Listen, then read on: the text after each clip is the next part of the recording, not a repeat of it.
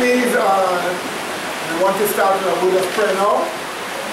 Let us just bow our heads where we are. And let us pray. Gracious loving Father, be with us now as we enter into your word. We ask of you for revelation from the throne. We ask of you to change us. We ask of you to prepare us for the end, which is swiftly coming, and help us take warning by the things that are taking place all around us, that we may see the need to make sure that we are not foolish virgins, but wise virgins. In Jesus' holy name we pray, with thanksgiving and praise. Amen. Okay, my dear brothers. First shot.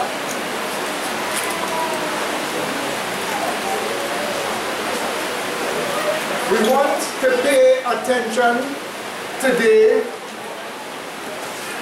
to the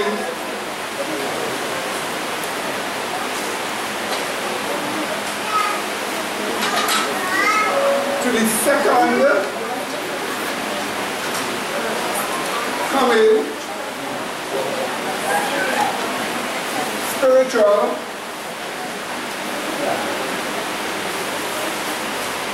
state we are to have. So our topic today is second coming spiritual state. And it identifies the kind of spiritual state we are to have to face the second coming. Now it so happens that we have been hearing of events taking place all over the earth. And we're going to show you some of them now, some of the latest terrible things that have been happening. Where more than 1,000 people died. We're going to show you some video footage.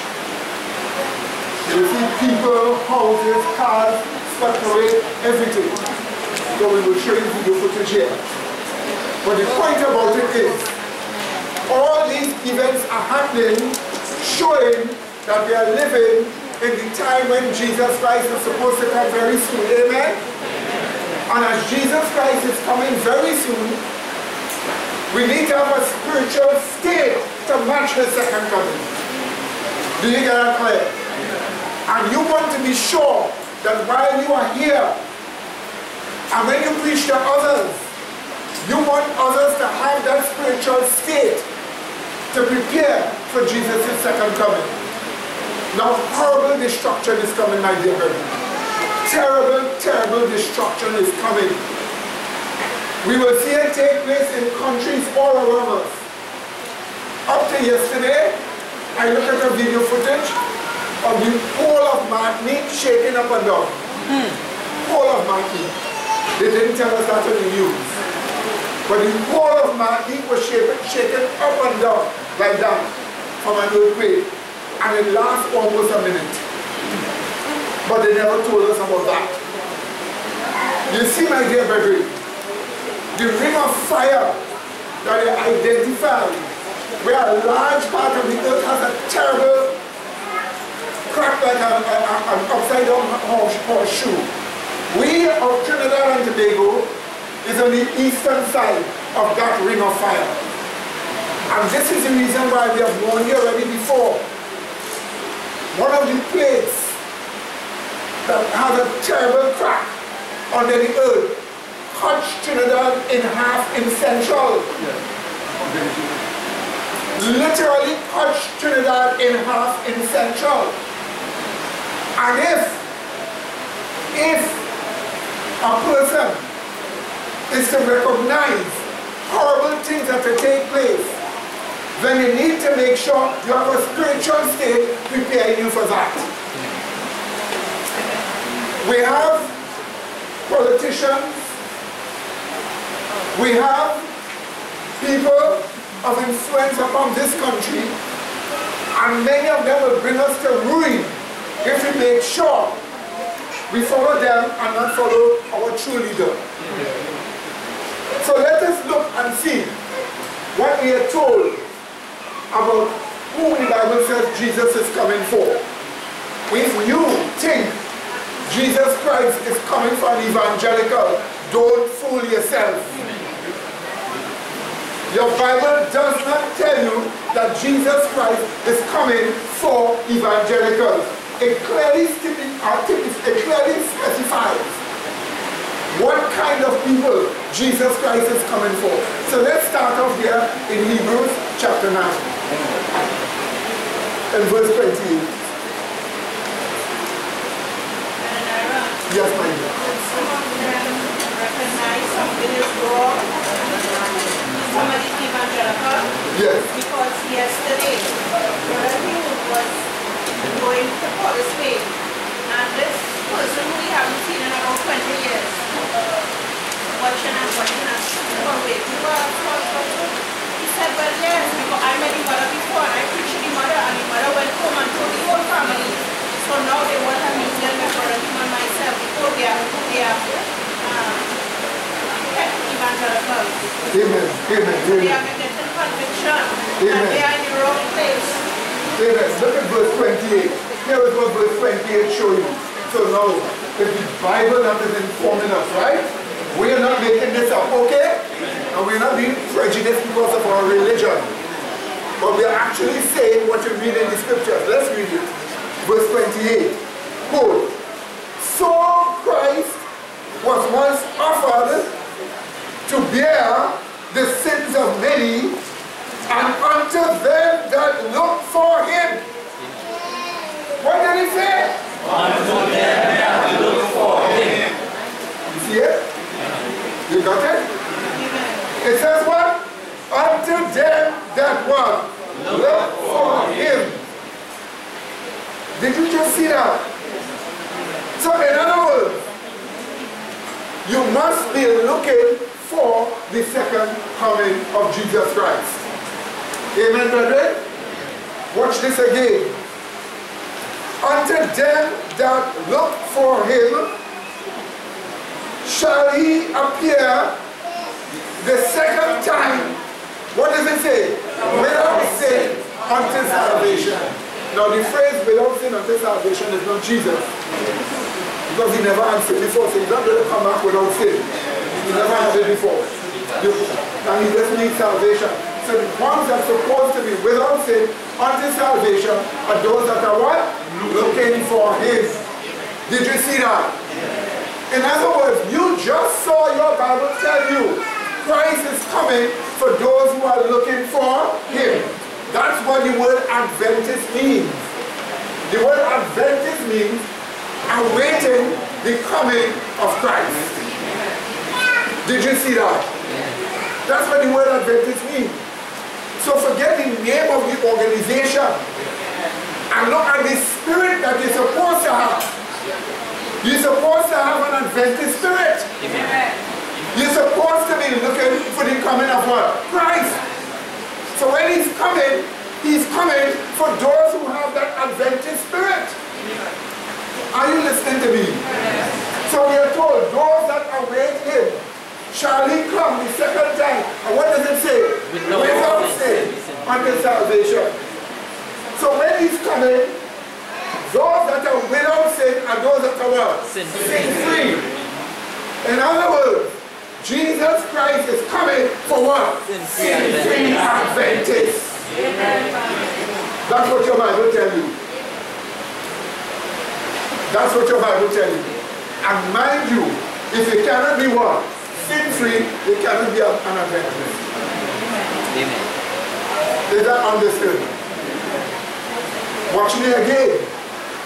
Some people will say, oh, you are so prejudiced. You think Christ coming for Adventists alone? What is an Adventist? One who is looking for the what? Second coming of Christ. If your spirit is one of looking for the second coming of Christ, is he coming for you? Yes. Then he's coming for an Adventist. If you are to be without sin unto salvation, does without sin mean saved in sin? No. What does without sin mean? Okay, I have this pen. I am without the pen. Do I have it anymore? No. So simple, right? Okay. Now he's without it. So the point we are being told, without sin means you have what? No sin. Did you get that, my dear brother? You are being told that when Jesus Christ is coming, he's coming for sin-free Adventists. And those who are prejudged. That's right. They say prejudice. That's right. Just right, that's right. Now watch this. Pay attention to what you are seeing here. We are going to be simple as we can. So we know one thing for sure. He's coming for one who is looking for his coming. You can't be living what the world is living and saying you are looking for the second coming of Jesus Christ. Because the world is more left. The world is more socialist. And a socialist world is not even thinking about Christ. Much more looking for his coming. A socialist world is trying to take away rights and freedom. Albeit they're trying to use somebody to do it now. But it is still the same socialist world. Very soon the world is going to turn into a hypocritical religious world. And they're going to tell you they're looking for the coming of Christ too. That's what they will tell you. But they're going to present a Christ that is a substitute Christ. Because his day is not the day that Christ says he is Yahweh. But right now we know for sure that if you are looking for the second coming of Christ, with sincerity in your experience, that is what the Bible tells you is the experience of those whom Jesus Christ is coming for. Okay? If you want to go a little further now, Hebrews chapter 2. Hebrews chapter 2. We will read 12 and 13 first of all. Verse 19 first of all. Verse 19 first of all. Yes. Christ is coming for sinful people, right? Yes. And then there's religion who teaches, there's religion who teaches that a man is saved in sin. And when Christ is coming the second time, he make them sin free. But you also have to understand that the second coming of Christ is accompanied with what? Certain destruction for the wicked. Yes.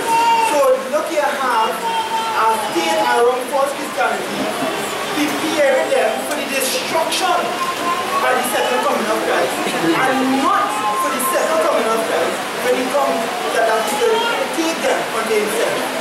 But look at that church who is preparing here to face the destruction and to be ready for the second coming of Christ. They have to be sinful.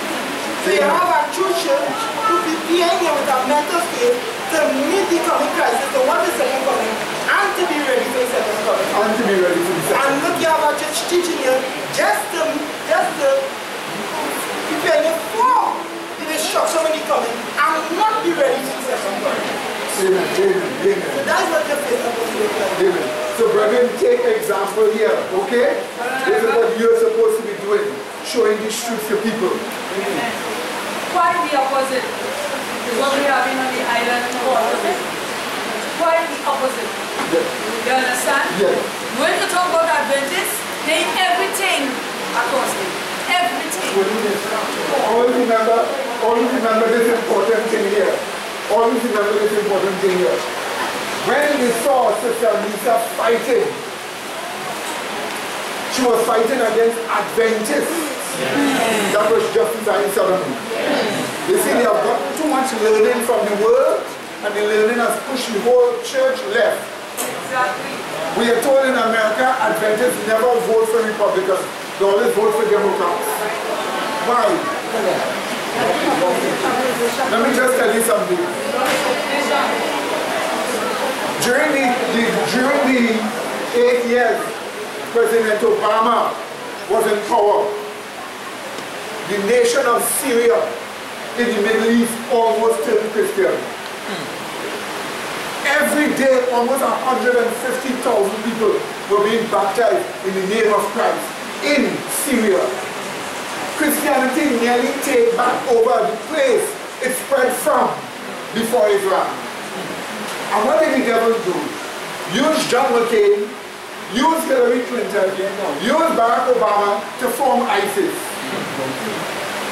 And use ISIS to attack Syria and murder thousands and thousands of Christians.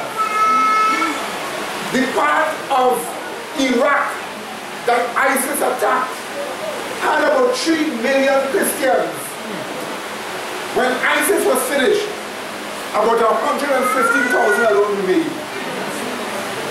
So the devil used these movements to stop the truth from spreading where it's supposed to spread. But we are going to deal with that by the grace of God. Amen. But here is the point. Here is the point. We are here facing attacks on all sides. Look at Nepal and Indonesia.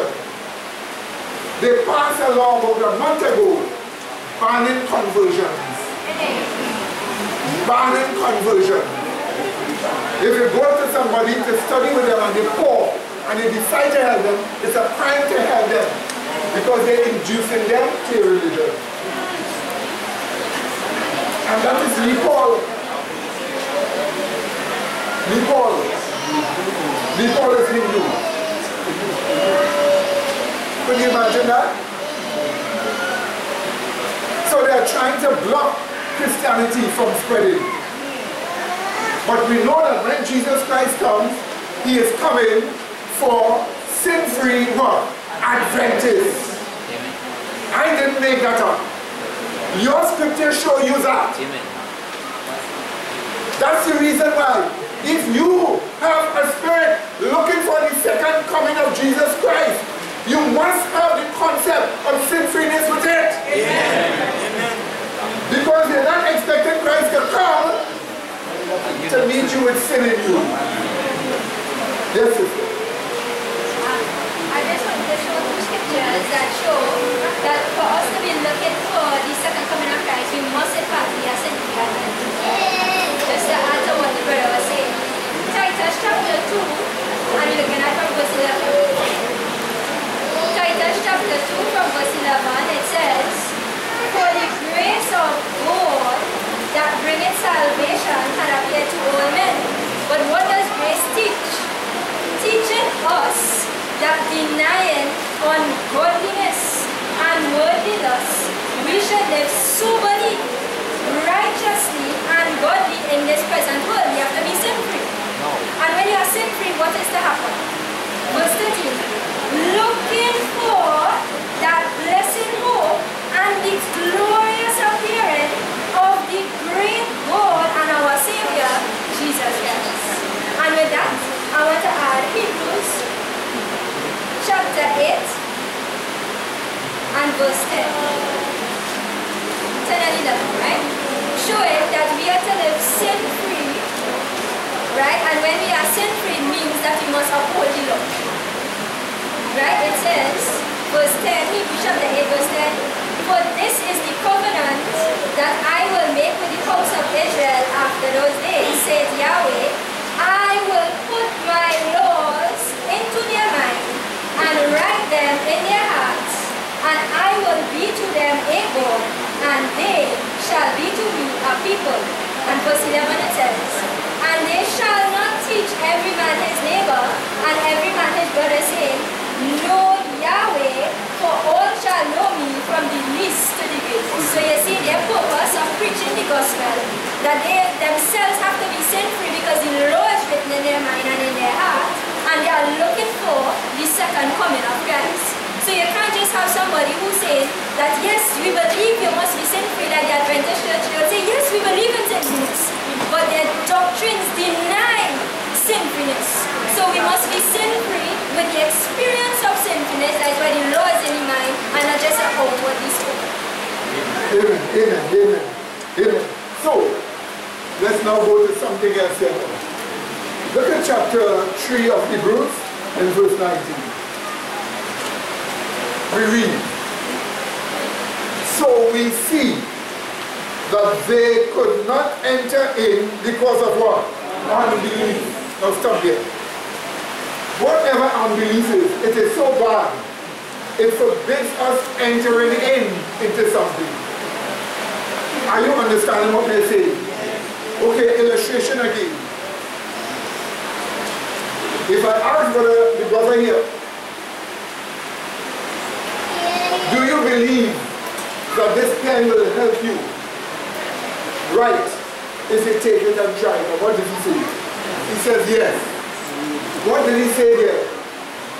mind, he accepted what?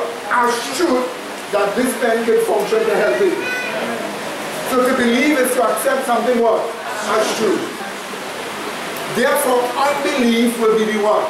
Rejection of truth. Do you get that clear? Do you understand that? Unbelief will be the rejection of truth. In the Bible's case, spiritual truth. So an unbeliever is not somebody who don't hear and don't believe. It is a person who hear and reject. You didn't hear me? An unbeliever is not a person who don't hear, who never heard and never believed. An unbeliever is a person who heard, and what did they do? They reject the spiritual truth. Is that understood? And this is what you will see as we pursue understanding something here. Unbelief is the rejection of spiritual truth. And once you reject spiritual truth, what do? You harden your heart. Did you see that? What do? You harden your heart. And if you knew the truth, by rejecting spiritual truth, by hardening your heart, you are then doing what? Departing from God. Do you get that clear? Do you get that clear? So, let's go now to verse 12 and verse 13. We read verse 12. Take heed, brethren. Who is being spoken to? Brethren. People who are supposed to know the truth already.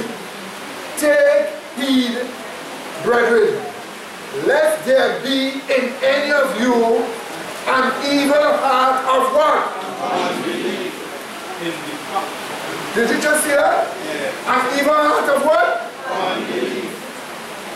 Notice again, take heed, brethren, lest there be in any of you an evil heart of what? Unbelief. And then what does it tell us?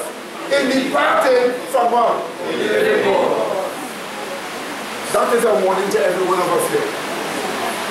Because sometimes you come into church meeting, you hear the truth, you see it as truth, and what happens to you?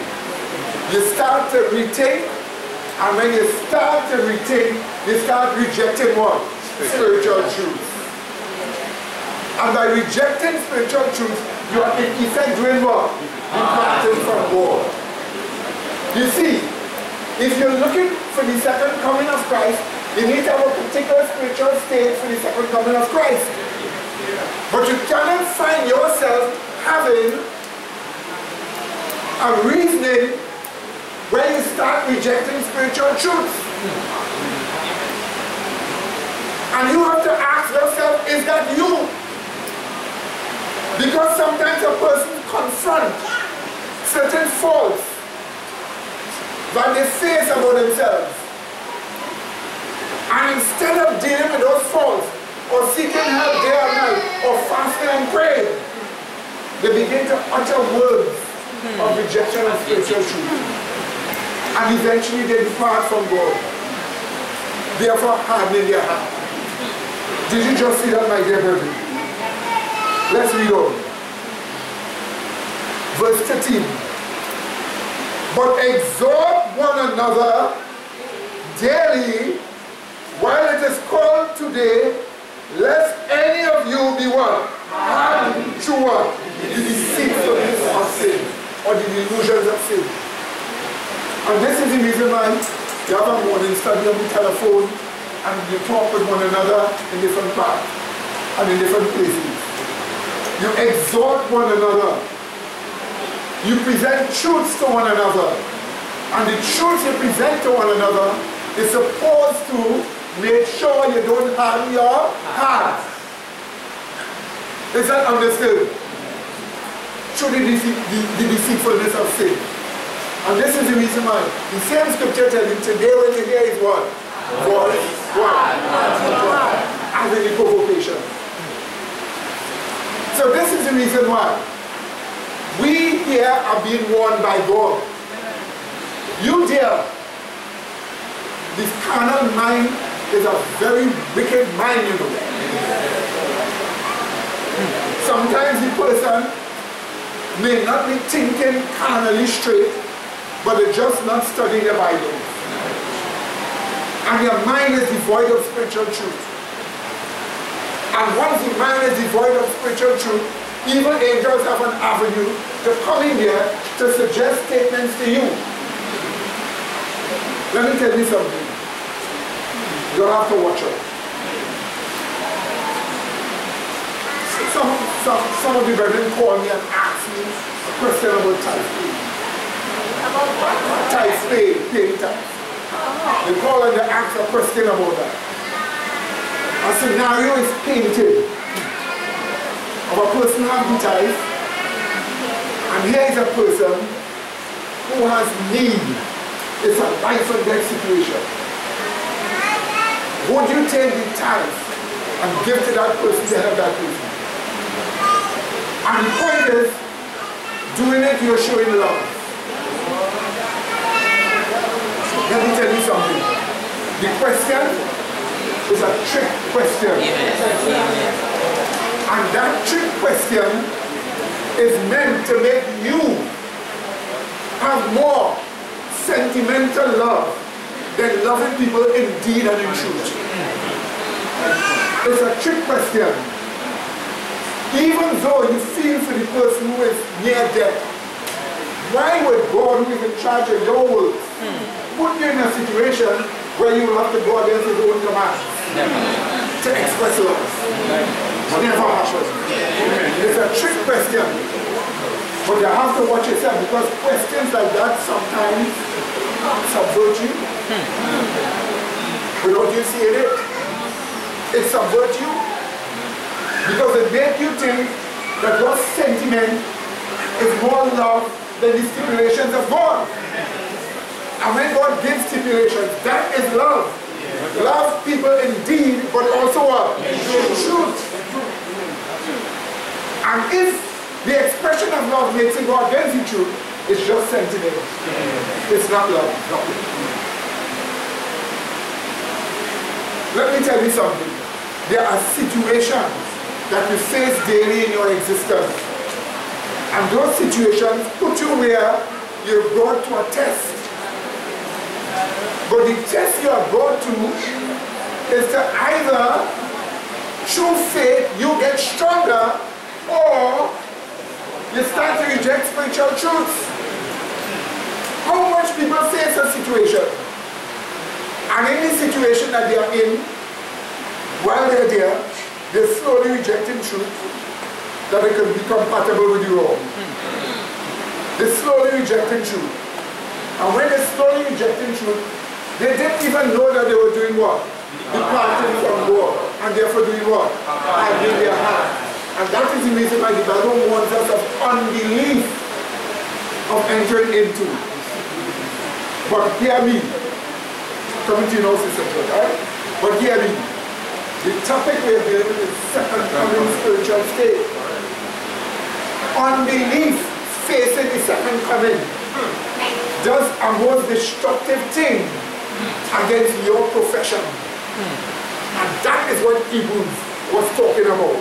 Let us see what that unbelief is after I take this question. Go ahead, my Joseph.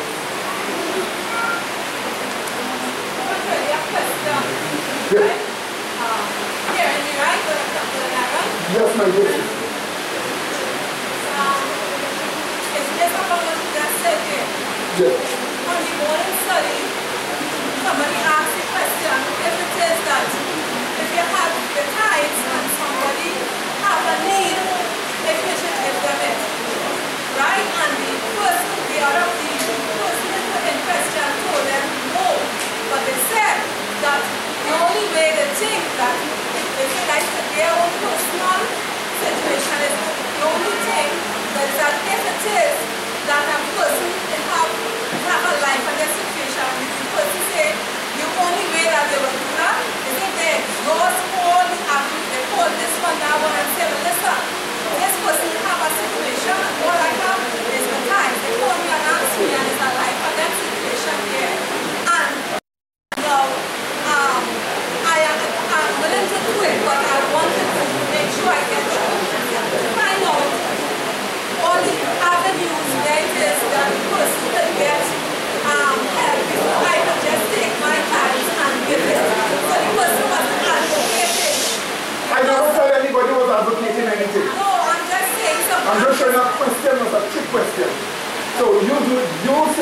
speaking here is giving the impression I'm advocating, I'm saying the answer the person gave to that was advocating something. I wasn't even talking about the answer. I just showed the question itself. There's a trick question. So all that is unnecessary.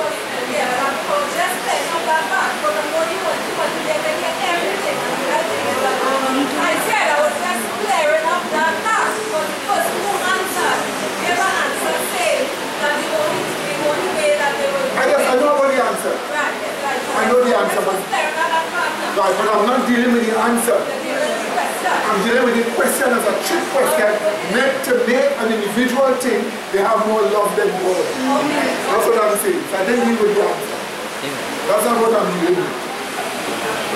Okay? Right, so let me get back now to the topic. So please, as we discuss, sometimes things may entertain going off of it. But I'm trying to show watch your mind. So let's go back now. I'm not dealing with, as I said before, the answer. That's not what I'm doing. I'm dealing with the question. The question itself isn't even a question and a situation that should be asked. Because that is a situation God does not put his people in. And not just only that. If God is in charge of your life, and God is in charge of how you're operating, you already know what he expects of you. Amen. Is that understood? So I just refer to that, not the answer. Now look at Hebrews 10.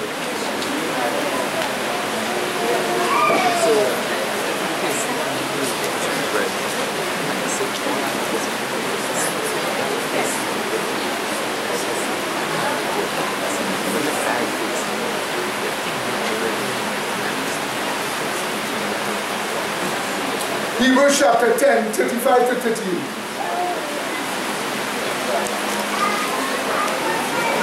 Next chapter.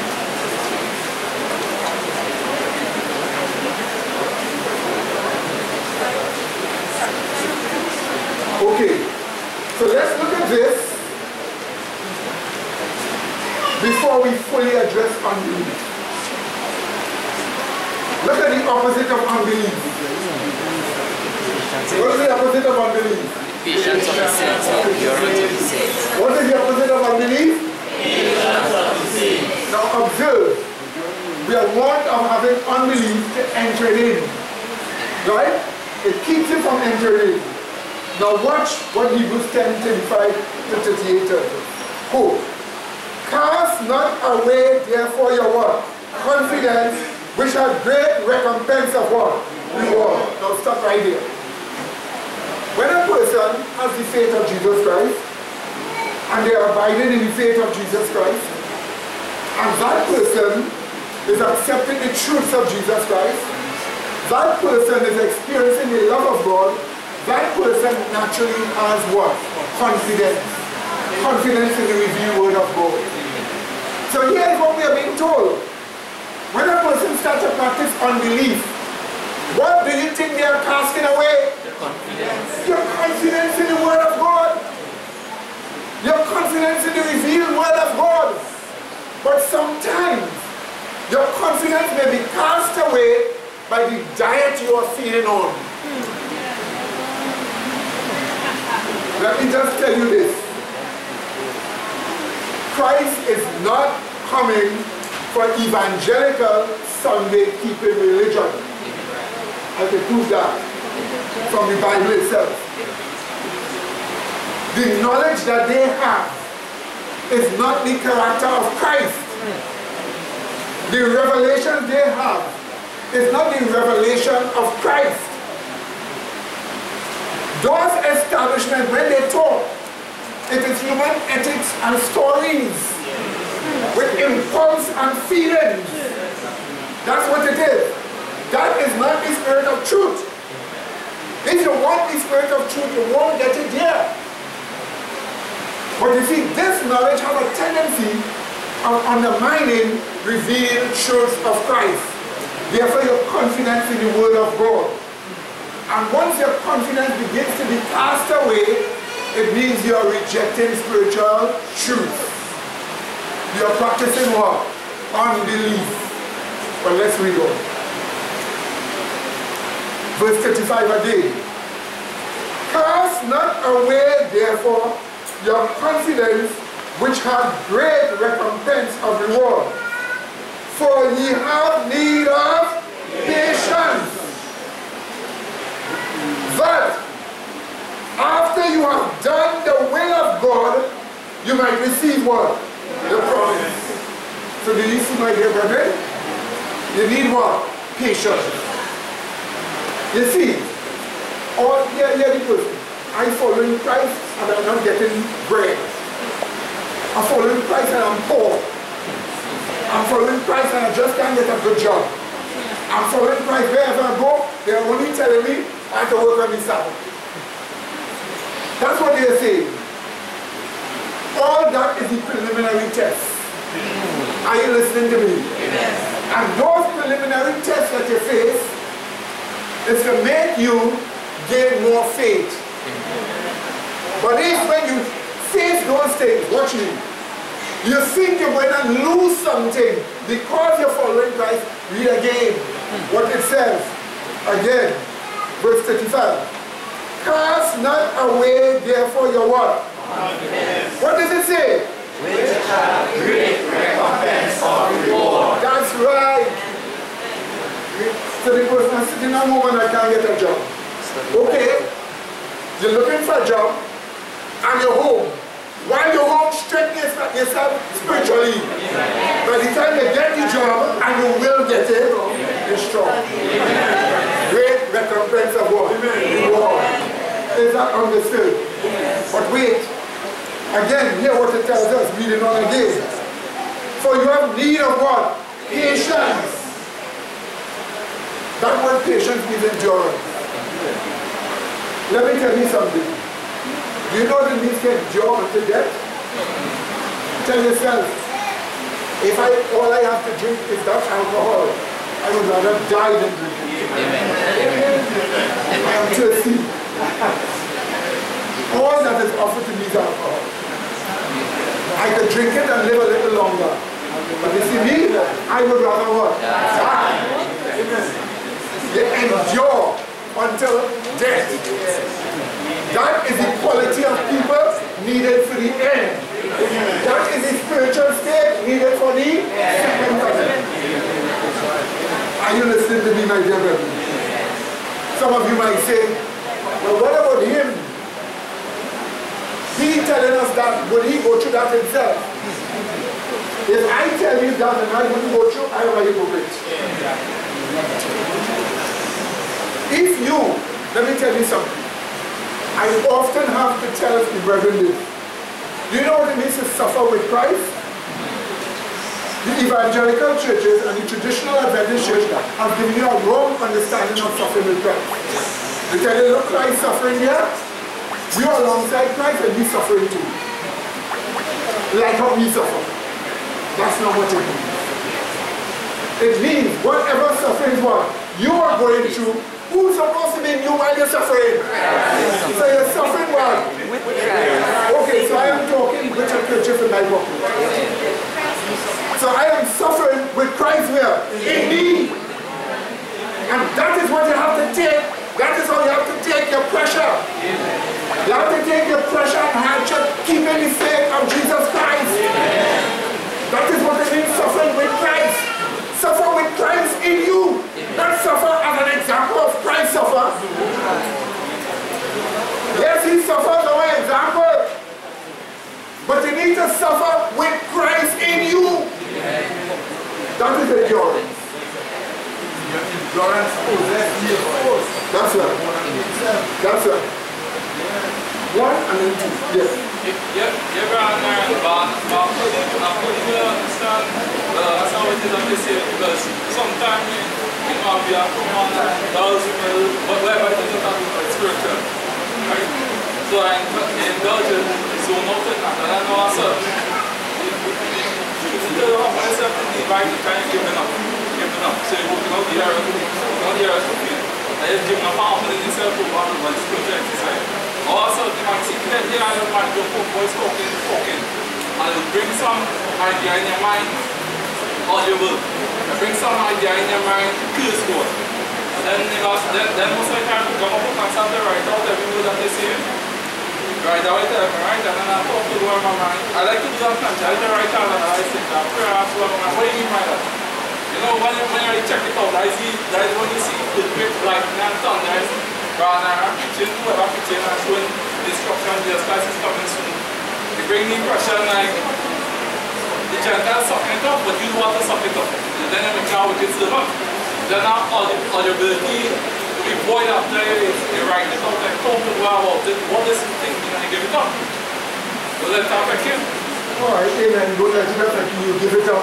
Now, all the members I said before, you're facing your persecution at home, from people, from your parents, from your brothers, from your sisters, from people at work.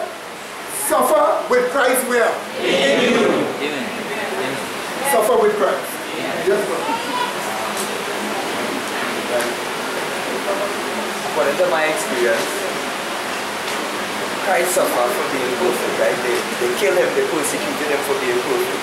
And in my experience, I realized, as long as you try to be perfect too, people will always eternally look for a fault with you and try to persecute you.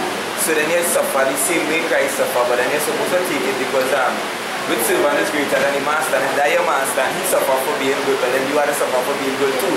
So you suffer with Christ, you pick up his cross, and you suffer because you're trying to pick up his needs and his ways. So you suffer with Christ too. Hold on right there, brother. Hold on right there. I understand very, very well what you're saying, but that illustrates what I was talking about. In the very first place, if you're trying to be perfect and you're suffering, guess what? It is evil angels tempting you that you won't find out how to be perfect. Because perfection is nothing you try to be. It's a gift from God. Right? But we will talk about that. We will do that. So together with this gift, automatically he will leave you alone or something? Or he will protect you from persecuting you? No. When you have that gift in you, and you face persecution, it is to make sure the gift remain or stay. Okay, brother, come and take this from me. So he's pulling and he's pulling. So you can do better than that. Just enough for that, brother. So he's pulling to take it from you. But if you keep holding it, what happens after? You get strong. Amen. And nobody can take it away from you. And you see, that is part of your development. Part of your development is getting strong in the faith of Jesus Christ. Is that understood? That is part of your development. But here is the point. The Bible says, take up your cross and follow Christ. That phrase, take up your cross and follow Christ, needs to be understood properly. Because some people think it means, like the things Christ says, you face that. And follow Christ. Do what Christ did. Better interpretation. Take up your cross. Not Christ's own. Take up what? Your cross. The pressure what? You face. And follow Christ. Where is he? In you. So that Christ that you're following is where? In you. It just means suffer what? With Christ in you. That's what it is. But when you suffer with Christ in you, you develop patience. Do you know what is patience? It means endure. It means endurance. Could anybody be a tailor without endurance? Could anybody fix a whole car without endurance? Can anybody paint a whole huge building without endurance? You have to endure the tiredness, the thirst, the hunger, and apply the skill. Endurance is a natural law. It's a natural law. Try it. You have a plant there, the plant gets bruising from the wind, bruising from the sun, bruising from you yourself, and it still continue to go back. Until you take it out by the knees, where you have nothing to hold on to. So endurance is a natural law. And that is why we are being told, watch me again, watch. The second coming spiritual state. Endurance is part of that experience. You want to see it? Go back again and what you will read. We read again from verse 35. And this time I'm going to go right to the end. I'm not going to stop. We go again. It says, cast not away therefore your confidence, which have great recompense of reward. For you have need of patience, that after you have done the will of God, you might receive the promise. Then it goes on, for yet a little while, and he that shall come, what? Will come, and what? Will not tarry. Did you see that? So patience must continue to face the second coming of Jesus Christ. Did you hear that? Any one of you here or anywhere that need a spiritual state for the second coming, you must have patience.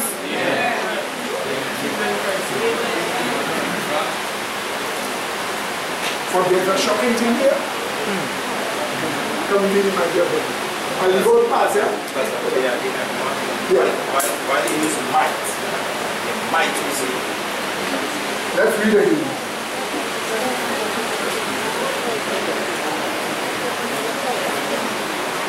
It says here verse 36. For you have need of patience, that after you have done the will of God, you might receive the promise. The word might here is just how we speak in the English. But the Greek is not really might, it's like you will receive the promise. But it's just how it is structured in our English. Let's read on as proof. We read on. For yet a little while, and he that shall come will come and will not what?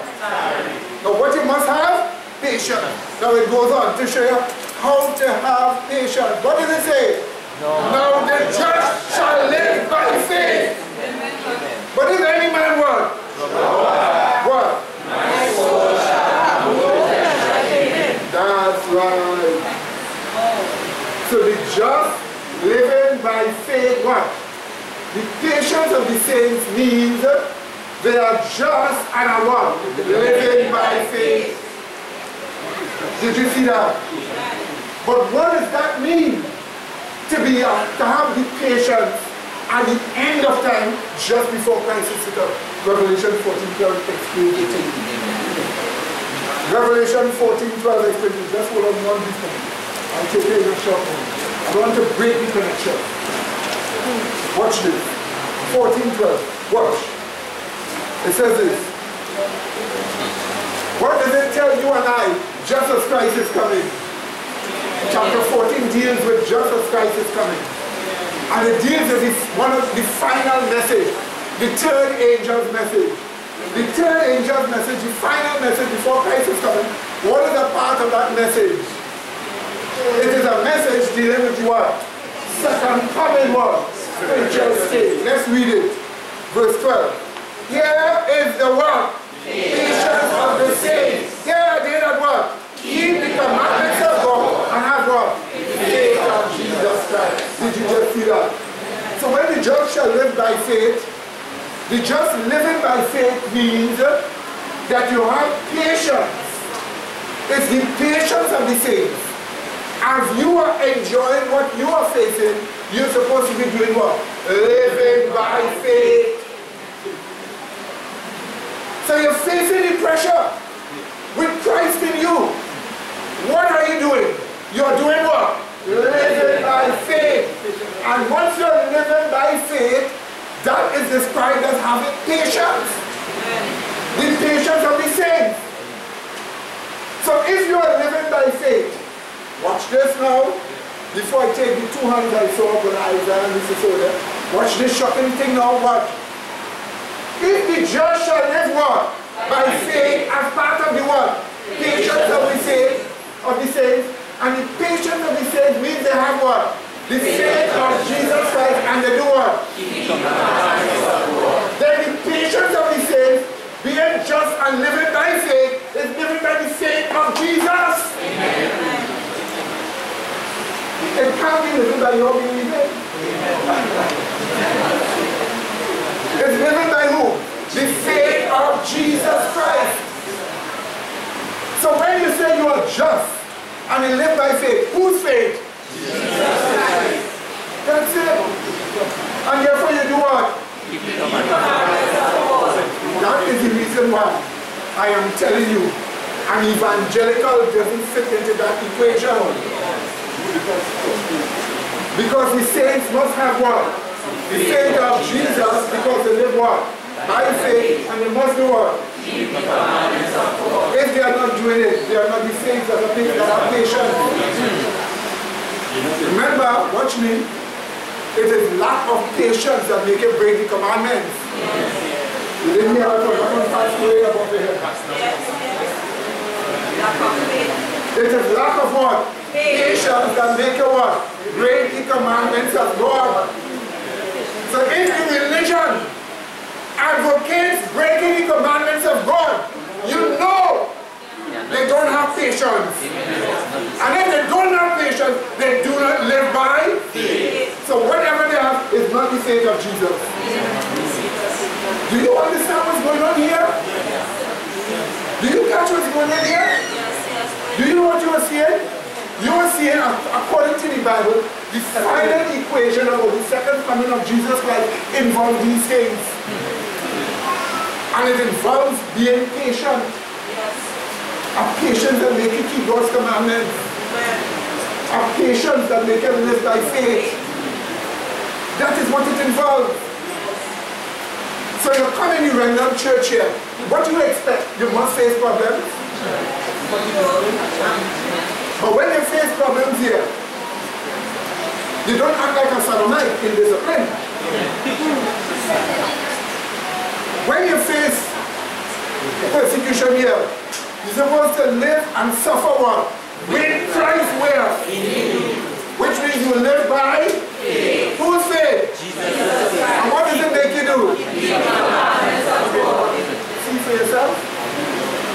But wait, there's a shocking point here, Remember, unbelief stops you from doing what? Entering it. Right? Yeah, let's hope in there around there. Right? Right, develop. Yeah. Show your voice over here. They want to hear you. Alright, let's talk quick then. Alright, this is something that I was working out, but I don't come together in my mind. Now, this is something that I was working out, but when it is, as you talk, I don't piece together in my mind, right? Right, to actually develop proper patience or genuine patience, one would want to learn, right, what is the Christianities or what it is that God call them. Because now it is the actually want to learn. Right? And then after with that now that they drop in the cross syndrome, right? Because you have to quote the cross. Right? And then after something that I like to write down about, right? They like to and stop going back into security within the TV channel boxhead land. In other words, you have different channels to switch through whenever it is that you don't want to obey the law of God. So channel 6, channel 7, you get the point. That is for Isaiah.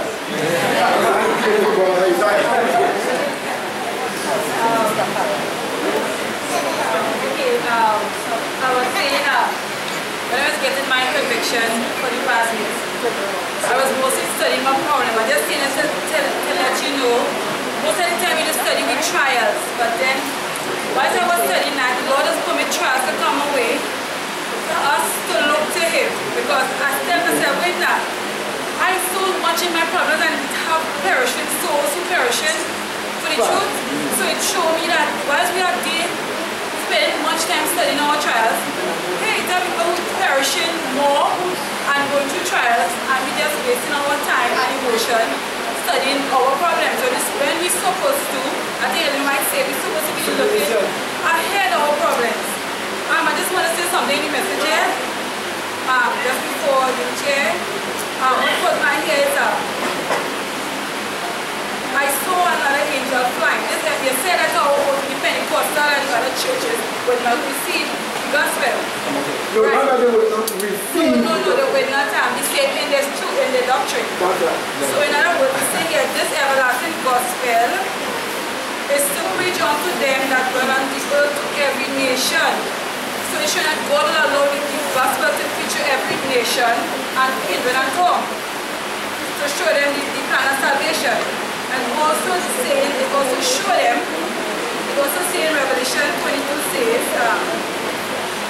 blessed are they that do his commandment, that they might have right to the tree of life. So only those that keep the commandments of God are able to partake of the tree of life.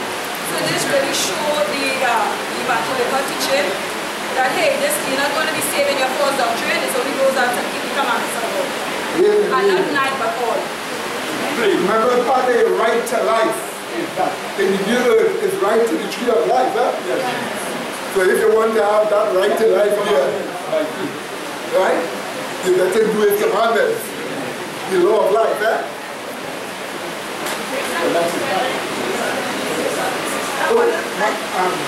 This is someone before you.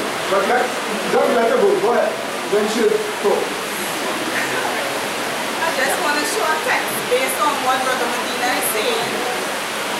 Why we must go through our trials, which is tribulation, and what patience does for us, right? So it's Romans 5.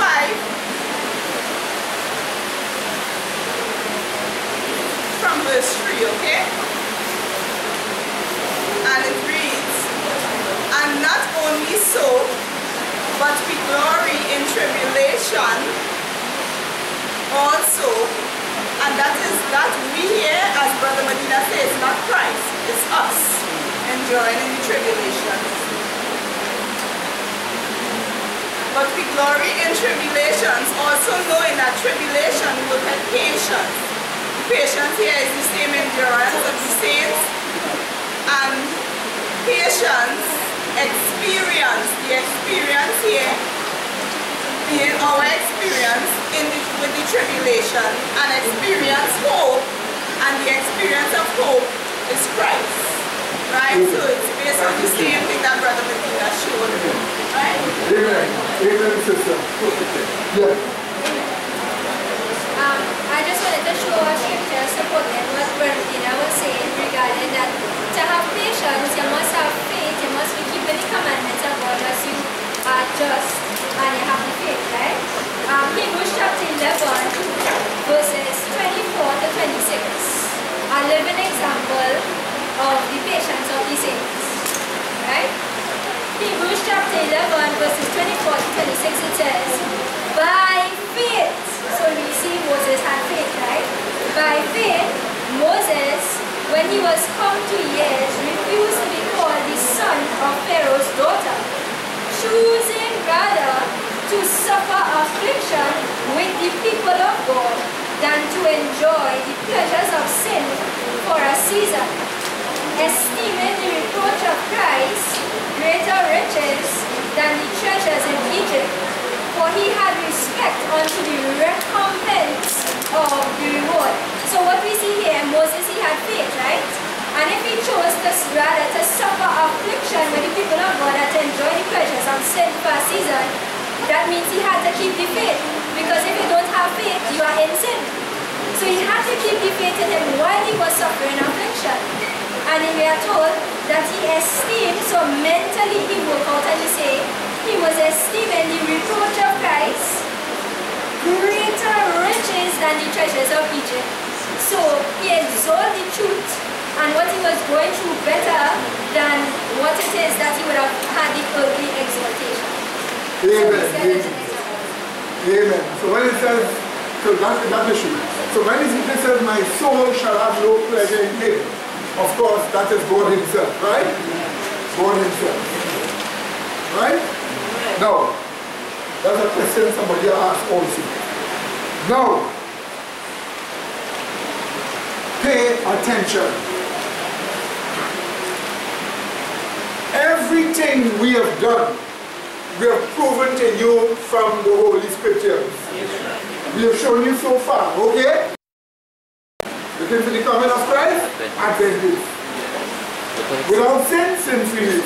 Amen? You must have patience. You must have endurance. You must face pressure. With Christ where? In you. Amen? Which means you must have patience.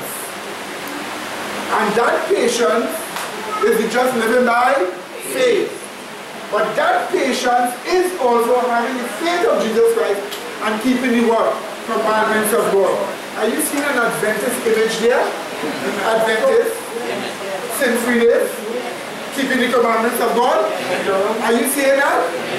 And those are the things that are Adventists. I'm not talking about the organization. I'm talking about the spirit of Adventism. Watch this shocking thing. Remember we were talking about unbelief, were we not? Yes. What is unbelief? Rejection of spiritual truth, which leads you eventually to depart from the living God. Amen? And it hardens the heart. Remember we found that out? Yes. Go back to Hebrews 3.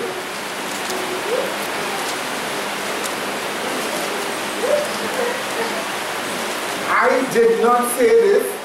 Your scripture show you this. Watch how beautiful the truth is. When Paul wrote Hebrews for people who were once Jews following the Jewish religion and decided to become Christians. Some of them decided to still follow what the traditions the Jews had and still be a Christian. Paul was saying it couldn't work. Want to get the true spiritual meaning. But he told them that they need to change in view of the second coming of Jesus Christ. Now, watch this again. Go back to chapter 3, verse 19. I did not invent this. You'll see it yourself. What does unbelief do? Remember, it is Christians that are being warned out.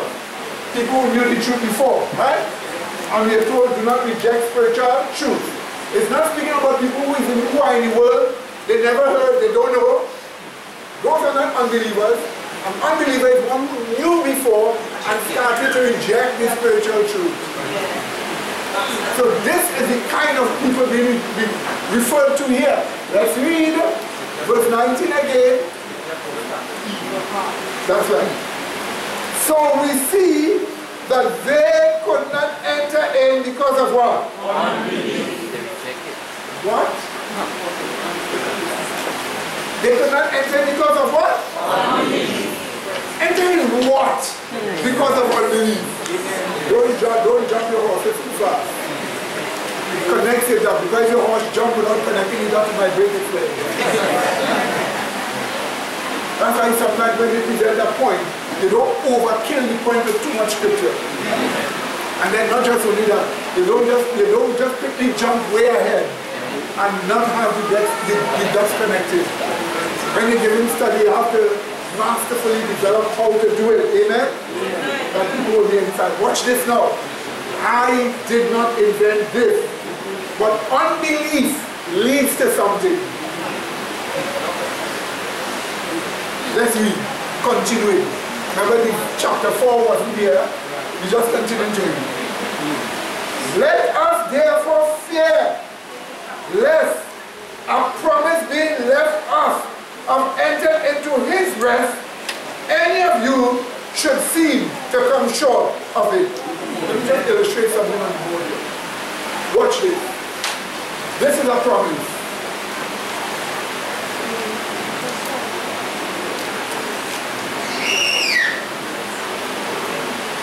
This is the rest. His rest. What does it tell you? It tells you that all promises always lead to what? His rest. Come on. Let's read it again and see. Verse 4. Let us therefore fear, lest a promise being left us of entering into what? His rest. What? Any of you should what? See the come short of it. What does it mean? It means all promises lead you to enter into what? His rest. that's why the promises is a promise God made. But that promise must in your mind have revealed truth with it. This God says, I will give you the land. There must be, that's a statement, that's a promise. There must be revealed truth proving how you will give you the land. Proving that you will give you the land. Is that understood? And that's what you're supposed to be doing. You're supposed to be studying your Bible to get the revealed truth. Amen? To his promises. Because all promises lead to enter into what? Watch this. So unbelief, which is rejection of the what? Spiritual truths behind promises, stops you from entering where? Some religions have exercised great unbelief in history. That's why they are barred from entering into his rest.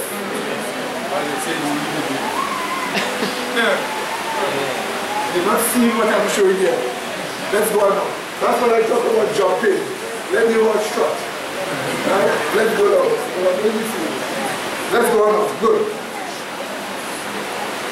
For unto us, verse 2, was the gospel preached, as well as unto them that is ancient Israel.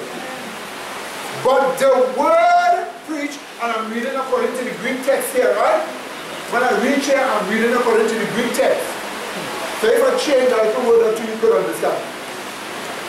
It says here, but the word preached did not profit them, not being mixed with the faith in them that heard it. Not being mixed with what? The faith in them that heard it. So watch it. This is the promise. This promise is the word made to them. But when you have this promise, which is the word, it must have faith. Or as the Greek text says, the faith mixed with it in your mind. Let me point it again to you. That's the difference between two persons hearing.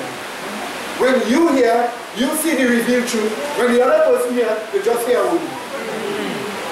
What's the difference between the two? One, it is mixed with what? With the faith. It is mixed with the faith.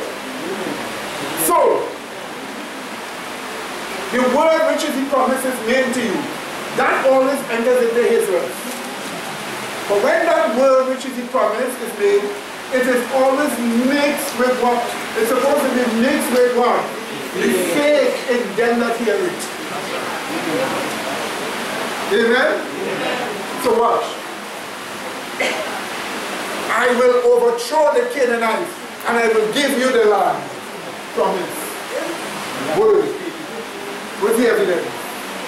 What is the faith? God give it and God what? Take it. The earth is the Lord and the what? God is a man of. Amen? There are many revealed truths that shows how God will give you that plan. And that is what happens to some of us. Now listen to me again. Our study is about the second coming spiritual state. Promises have been made to us that we will finish the work in our generation. Promises have been made to us that the light we have will spread all over the world. What truth you have, who proves it to you? What revealed truth you have, proves it to you? Those promises that were made have revealed truth of the faith with it. And it's supposed to be where? In your heart. Because it always leads to what? His rest. So what was the thing about Israel? God will tell Israel, this is going to happen. But in their mind, it was not mixed with what? Their faith. Therefore, they could never take the one. Let's read again. Pay attention. But this is what these scriptures are showing us. It's unraveling why Israel, who saw all those miracles, who were right there, who heard the words of God, couldn't enter into God's will. Right? Go ahead. Go ahead. This is what Ezekiel chapter 20 is all about. God is explaining to them, showing them the life that he rest because of the ministry and that he rest. That's right. Because of unbelief. That's right. Yes, my dear sister. It actually reminds me of Romans chapter 4 with Abraham. He was strong, he staggered not at the promise of God through unbelief, but was strong in faith, living glory to him. Amen. So it had the faith mixed with the promise. You were strong in the faith, giving glory to God. That's what you remind you. But let me not go there yet. Let's go in ahead. Let us take it step by step. Because I need you to see something. You notice I've delayed for a while. I've delayed for a while deliberately. Delayed to get your attention. That when you see it for yourself, you will recognize who Christ is coming for.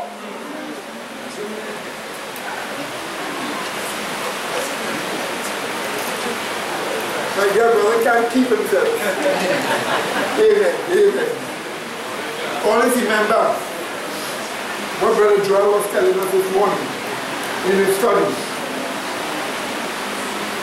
That a wise virgin has dealt with his faults. A wise virgin has dealt with infirmities. A wise virgin has dealt with idol values, destroyed it in their own experience through faith. A wise virgin has learned to live by faith. Don't be a foolish virgin. Don't reach so far with the wise virgin and just be a foolish one. Is that understood? Listen to me now. So, are you ready for this? You ready for us to go forward? Let's read on then. Again, we read from verse 2. For unto us was the gospel preached, as well as unto them Israel. But the word preached did not profit them. Why? Not being mixed with the faith in them that heard it. For we which have what? Believe. Do what? Enter into rest. That's what he did. So look, unbelief stops you from entering into what? Rest. But believe means what? Accept as truth. So we which what? Accept as truth the promises mixed with faith, do enter into what? Rest. What rest? Read on. Verse 3. For we which have believed do enter into rest, as he said, as I have sworn in my wrath, if they shall enter into my rest, although the works were finished from the foundation of the world. What is that telling us? That is telling us what was God's covenant, of God's will, and his testimony of the will. He was saying, if only they would enter into my rest, although the works were finished from the foundation of the world. That was God's will for them. And he testified of it. If only they would enter into my rest. But you see, enter into God's rest when the word is mixed with what? The faith. In them that what? Hear it. And they believe the faith. Did you hear what I just said? Yes. They what? Believe the faith. Here, you understand what is being said here? The book of Hebrews is a book of faith, explaining what faith is. It's the only place that clearly tells now faith is. After it tells you the just shall live by faith, and if any man turn back from living what? by faith. My soul, God's soul, shall have no one pleasure in you. Now faith is. It tells you what is that faith to live by. And then give you a whole example. What do you say? Amen? Including telling you true faith we understand. So faith makes you what? Understand. Believing doesn't do that. Trusting doesn't do that. In fact, people, you ever see this young girl, she is not properly educated into man-woman relations. She doesn't know how some of the male species are predators while they appear to be ethical. And she innocently goes in a relationship with him. She trusts the person without understanding. Only later to discover that this is a problematic guy. And by the time she's ready to pull away, the emotion hooks her to the problematic guy. And when the emotion, it happens as it was there, but the emotion hooks her to the problematic guy. And when she's hooked to the problematic guy, he now starts to use force to keep her there for his own passion. So she's supposed to be a slave to his passion. And he beats her to keep her there. But what was the problem? She entered into a relationship innocent, not knowing anything. But you see, God wants you, when you hear the word, to have the evidence. Amen. That's why when you start talking to people about relationship, you have to start looking for evidences. What do you say? And spying out evidences. What do you say? And discussing evidences. What do you say? But all yet, many people don't like to talk. But by the fruits you want. Amen?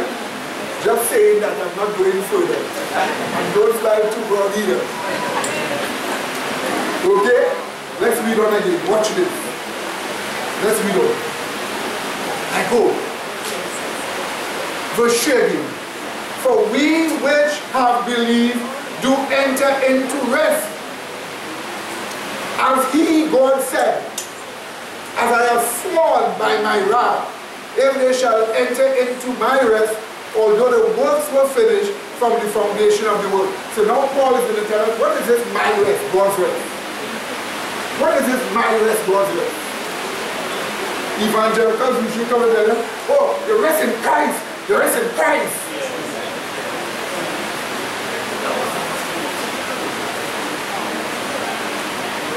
Amen. Amen. Very beautiful thing. Rest is Christ. Rest is Christ. I said, give me a text that shows you rest is Christ. They can't find one. They can't find one. I say, okay. So if you say your rest is Christ, what is the constitution of that rest? Explain what that rest is. That I have Christ. Yeah, but where's the rest? The rest is Christ, but Christ is a person who works right through. He says, my Father working ever to what? So where's the rest? Up to this day they can't show you. They just seize upon a word that is nice sounding. Anybody will say, well, yes, your rest is Christ because it sounds nice. But when analyzed with revealed truth, they can't prove anything. They can't show it. But here is Christ himself speaking. And he is saying his rest. Remember when Christ over the earth, what did he say? The Son of Man is what? Yahweh also of the Sabbath. So he is showing that his rest was the Sabbath. That's right. He said his rest, or she said not him. Watch this again. Watch this again. And the reason I'm telling you to watch this, your Bible and God chose a particular procedure to explain this to you. Your God chose a particular procedure to explain this to you. He didn't just drop and say, the Sabbath. Some of us enthusiastic and we want to show, we couldn't jump forward. He presented it in a way that when you're finished, you know what he's talking about. Let's read again. The first proof was in verse 3. Let's read verse 3 again. For we which have believed do enter into rest. As he, God said, as I have sworn in my wrath, if they shall enter into my rest, although the works were finished from the what? Foundation of the world. So where your mind is already drawn, to the foundation of the world when the works were finished.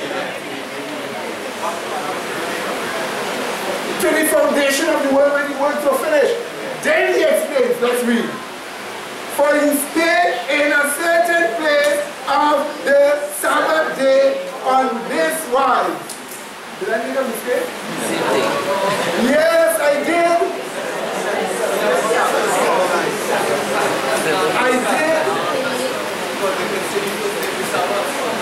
I did make a mistake.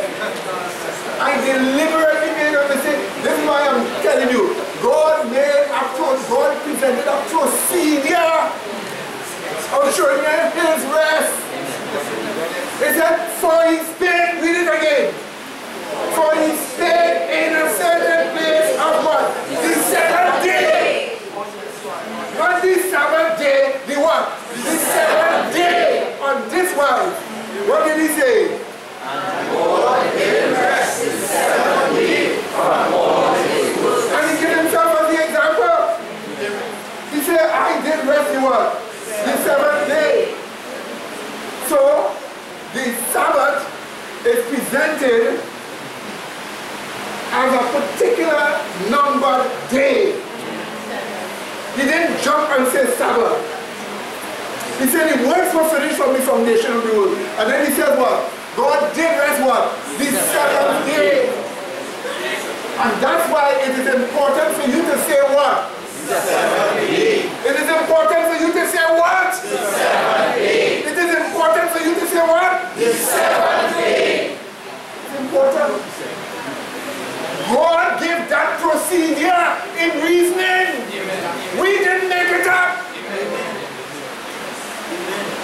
God gave that procedure.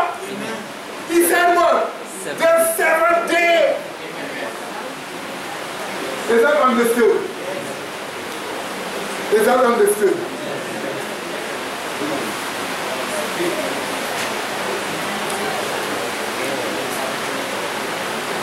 Watch this. God did bless the seventh day from all his works. Verse 5. Verse 5. And in this place again, explaining another time. That was in the time of David, right? And in this place again, if they will enter into my rest. Why is he saying this? Because he knows that the promises made must be mixed with what? The faith in them that hear it, and that's the only way you can enter into what? His rest. When you enter into his rest, you enter into that rest as a wise virgin. You didn't hear that one here? That angel flies.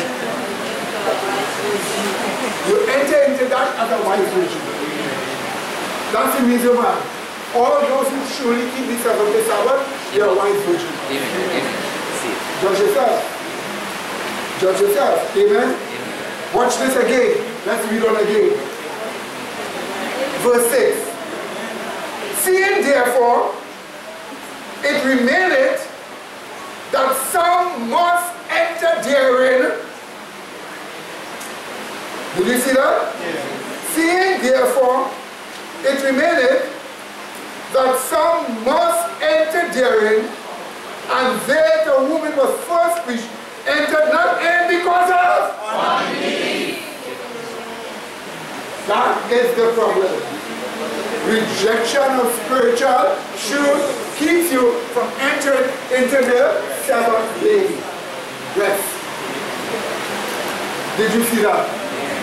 Anybody here, and pay attention, look at me now as I'm speaking. Anybody here that have incipient, subliminal unbelief, anybody here that have incipient, subtle unbelief, do you know where you are heading?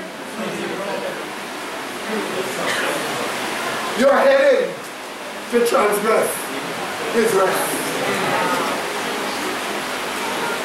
We see it here now. But the time is going to come, we will see it here no longer. In other words, you will violate the seventh-day Sabbath because you have unbelief beginning, incipient in your mind, and subtle underneath.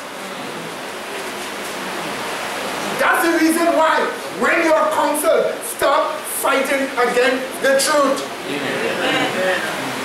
Stop opposition politics. Because there are some people, all they know to stand for is opposition.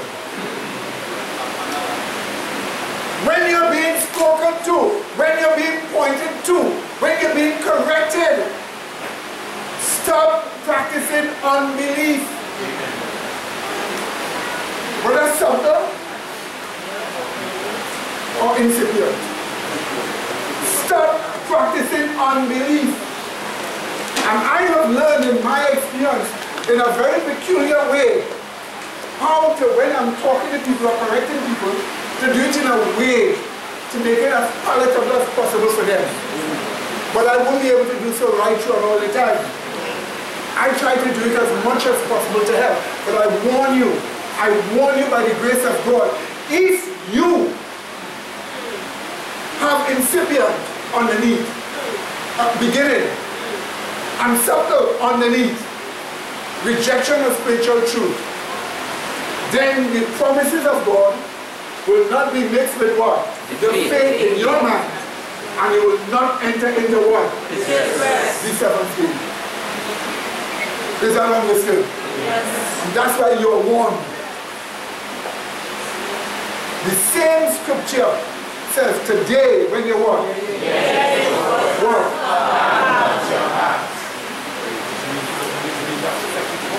That's the word. Brethren, are you understanding what we're talking about here? Yes.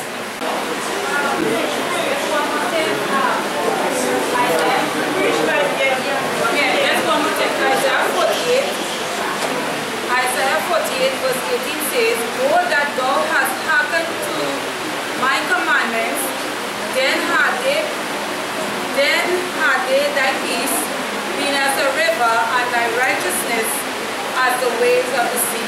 So it shows that only those that enter into the 7-day Sabbath keeping is those that hearken to God's Sabbath, Yahweh's Sabbath, and have the peace which is those who justify. Because only when you're justified you can have that peace. Amen? Amen, my dear sister. Amen, my dear sister.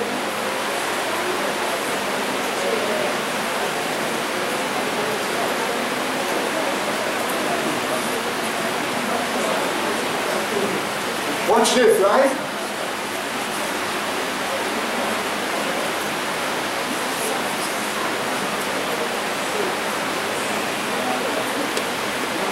Watch this now, right?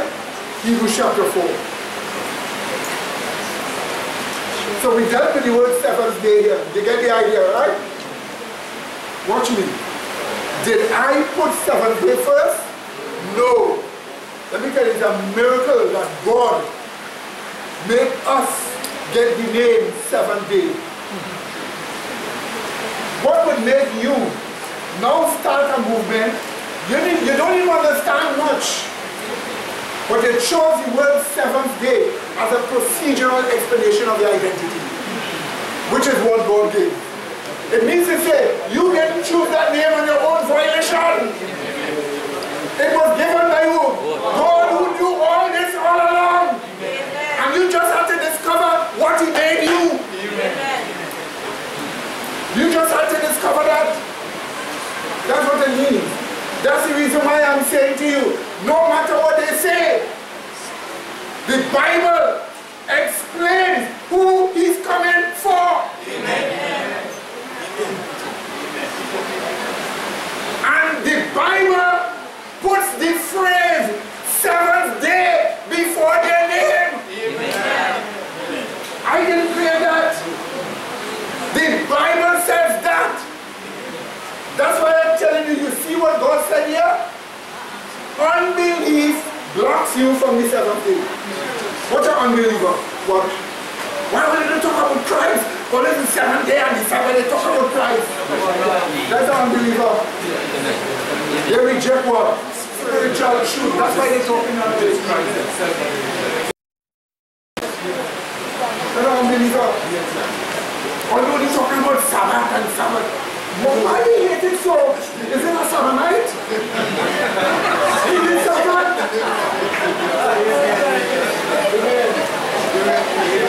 Did your Bible tell you that from one you go to another, and from one Sabbath to another, you will appear before Yahweh? Amen. What do you hate it for? What do you hate it for? Are you listening to me, my dear brethren? That's why they can't tell me no stupidness and tell some people. Sorry for my food speaking. They can't tell me by God's grace some of those foolishness that they tell other people about. Oh brother, did you accept the cross of Christ? You wouldn't cross? What you talking about? Of suffering. They know such a thing. They were preaching. They know such a thing, yeah? Well, brother, did you accept Christ as your Savior? From what? From sin. So you mean when I accept Christ, I don't sin again? No, you still sin. Oh, I mean Savior in sin. No, brother. I mean Savior from sin, but yet I must still be sinning again. Well, everybody is sin. Nobody can be free. Then Christ is not your Savior from sin. Christ is the Savior where? In sin. No such a thing, you know. No such a thing. That is the stupidness they are presenting as religion, evangelical religion for people. But the Bible already tells you, when he comes the second time, you must be sin free. Amen. So he ain't coming for them. Because they will say, Lord, Lord, but do not will, which is the commandment. And they will say, Lord, I cast out 20 demons. Heal 500 sick. Speak in tongues in many conferences. But you didn't do his will. Amen? That's what you have to say. Are you listening? Are you listening? Because of unbelief, his word wasn't mixed with what? The faith in your ability. Therefore you couldn't maintain the word. Yes. Which is the word? 7 days. Don't put the Sabbath here. It didn't start off with Sabbath. It started off with what? 7 days. They didn't keep the 7th day. What is the 7th day? Now we go. 9 to 11. 9 to 11. People 490 over.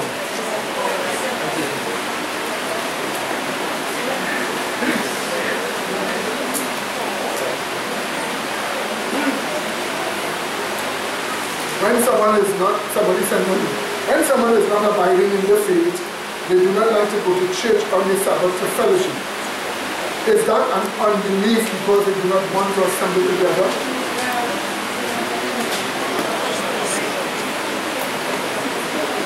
Unbelief takes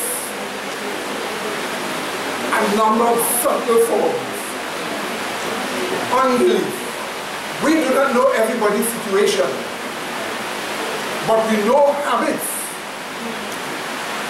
And if the habit is not tied in to some physical disability, then the habit must tie in to some perception of reality. And if the habit is tied into a perception of reality, it means the habit is tied in to the promises and the extent of the faith mixed in the person or person. But how does it do it? How does it happen? Some people don't just stop, give up the Sabbath, so it's a gradual deterioration of Sabbath keeping until gradual deterioration. But you see, it's not for me to say, but it is at least for me to clearly make it plain that depreciation of Sabbath keeping in anybody's life, it means unbelief is growing. So they're not entering into his rest, which is what? The 7th day. So let's go on. Go back and read verse 9. Yeah. You got to say every week you are tested to see if unbelief is growing. That is a perfect statement. But watch how it is expressed in this afternoon. We read verse 9. There remaineth therefore a rest to what? The people of God. To whom? The people of God. Wait a minute. The word rest there is the Greek word sabbatismos. Literally, it means what? Sabbath. Did you see that? Did you see that? So enter into his rest, which is the 7th day, is described as what? Sabbath keeping. Listen to me carefully again. Sabbath keeping is entering into the 7th day rest. That is Sabbath keeping.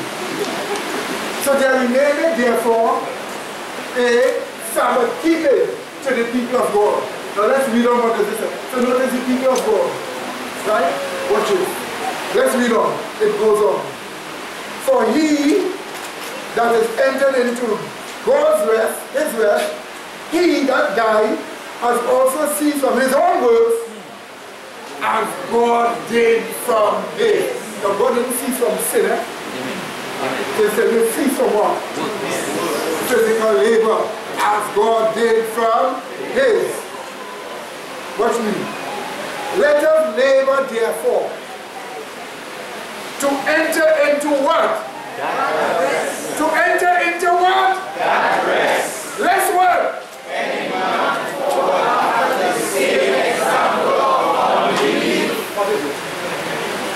So that is the reason why every Sabbath your faith is renewed. What do you say? Amen. And it keeps you from unbelief. Amen. It keeps you from what?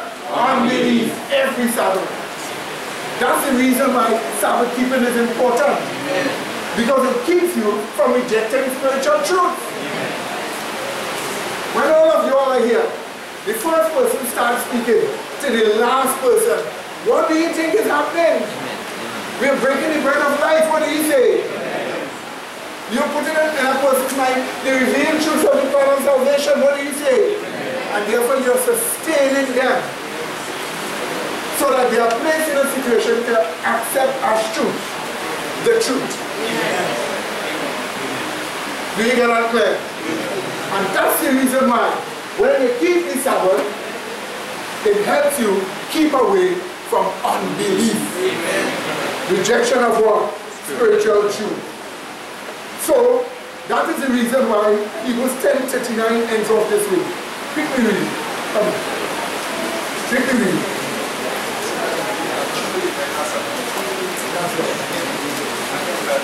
That's right. Pure and straightforward. Watch this. But we are not of them who what? Unto what? Destruction. But to them that what? Believe to the what? Saving of the soul. So we are those that accept as true to the what? Saving of the soul. That's right. So who are the people of God now? People of God, they believe for what? Salvation. Or accept as truth for what? Salvation. And what do? They enter into the what? 7th day. Sabbath keeping. You notice the phrase that go to the Bible, are they? What? 7th day, and then what? Sabbath keeping. You put it the way God put it. So the people of God believe for salvation and enter into 7th day Sabbath keeping. Did you see that, my dear friends? But there's a shock here. Next time. No. Your brother, because when you walk by and you follow it, right there in the car, and the Christian, the car looks back, the car put on the cross, but I look forward in the sense that, alright, you have all the things to place, the car looks at the back, but burning, but just look forward, the car looks back, because think in your mind, alright, you're going to go back to the world, the security, everything is start to learn on God, the institution, the faith of Jesus Christ. I look forward. When you look forward, you see the aim. You see keeping the Sabbath. You know, and between keeping the Sabbath and the seventh day, you get all the promises, which is the great evangelism of gospel. I'll take the hand in the back there, right? Grace and peace because of Sabbath. Grace and peace. I just wanted to say what is standing out from, well, one of the things that is standing out is when let's say that the Adventists is called the Seventh-day Adventists and not the Sabbath Adventists. So it's really a miracle that the church is named after the seventh day and not the Sabbath, because we know where the Sabbath history is going, controversy is going, the Sabbath is concerned. So it's really, it's standing out to me that it's named after the seventh day. Right, that is the reason why Sabbath keeping is seventh day acceptance. You accept the seventh day God's rest. Let me phrase it. Listen, you accept the seventh day God's rest, which is Sabbath keeping. That's how your Bible puts it. Right? One more scripture here. And let's just look at this chart. Psalm 55. Psalm 505. Psalm 505. Oh, sister in the back there.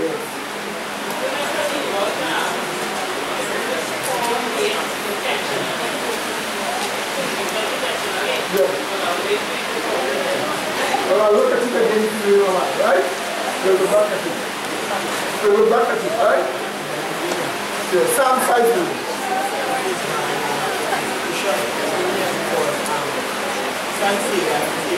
We're fine, good.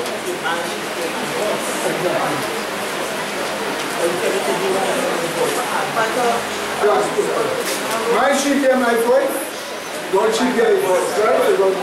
That's what he was telling me now. He was telling me that. Now watch this. Remember we studied Psalm 50 here, and I gave you a chart of the order of the verses. Right? Notice what verse 5 tells us. Right? Verse 4 tells us, he shall call to the heaven above, where the law is, and to the earth, where we are, that he may judge who? His people. Who is he going to judge? His people. The people of God. And then it tells us, gather my saints together unto me. That is his people. Those who have made a covenant, but the Hebrew says, they who have made, those who have cut my covenant with me by what? Sacrifice. And the word sacrifice in the Septuagint is tusia. Right? So those who are gathered together when he judges his people are those that have the spirit of what? Sacrifice. What spirit do they have? The spirit of what? Sacrifice. Not just innate, but the spirit of sacrifice. That's why if you meet an Adventist minister and you recognize that that guy really loves the truth, and he's fighting for the truth, and you are Tuesday already? Amen. That's what we say, you are Tuesday already? Because it is his spiritual. Amen? It is his spiritual. Notice he study again, second coming what? Spiritual state. So all those scriptures you have read, certain things stood out prominent for you. Number one, identification of the people of God at the time of Jesus' second coming. Let's identify them. Wake up now, wake up. Identification of the people of God at the time of what? Jesus' second coming. They have the spirit of what? Sacrifice. That is what? Yeah. They are what? Of the word? 70. Did I put it the way the Bible have it? Yes. They are what? 70. That's right. They what? Look for the second coming of Jesus. Therefore they are what? Adventists. Plus what? They are without sin. So they are what? Sin free.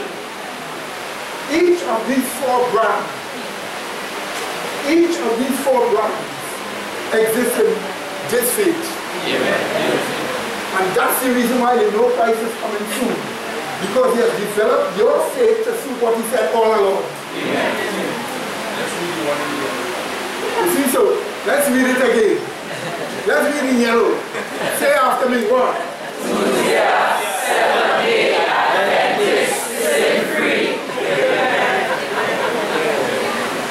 Did you just see that?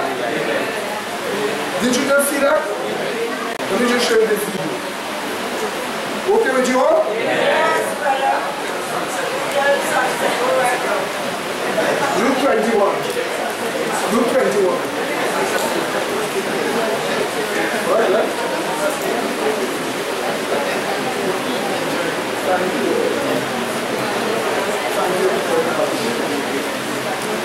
Luke 21. You see, you remember we were studying Luke 21 here some time ago? And in the study of Luke 21 we showed you the different things about the kingdom and judgment and so on. What's something now? Yes, brother. I'll just say that the last one is really to cover all, because in order to be sin free, you must have the spirit of sacrifice of Christ. In order to be sin free, you must be Sabbath. Amen. In order to be sin free, you must be a person looking for the second coming of Christ. Amen. Then you know what happened now? So the word preach was next one. That is what God wants. That's why he said himself. What did he say? That is how it's supposed to be. Did you get that, my dear brother? That is how it's supposed to be. Amen. Brother, God called you. And he just dropped his calling and he told you. Amen. Amen. Amen. But the good thing about it is, this church, you have a church existing already that is a support for you. As long as you're willing, as long as you want, we can help you. And that is if you want. Nobody's going to force anybody. Nobody is going to, what you call, demand anything that is not a conviction. But we're going to instruct, teach, explain as much as possible. What do you say? And if you're willing, we're going to help. What do you say? But you have to be honest. What do you say? In fact, what you do not self-sacrifice does. Watch this example.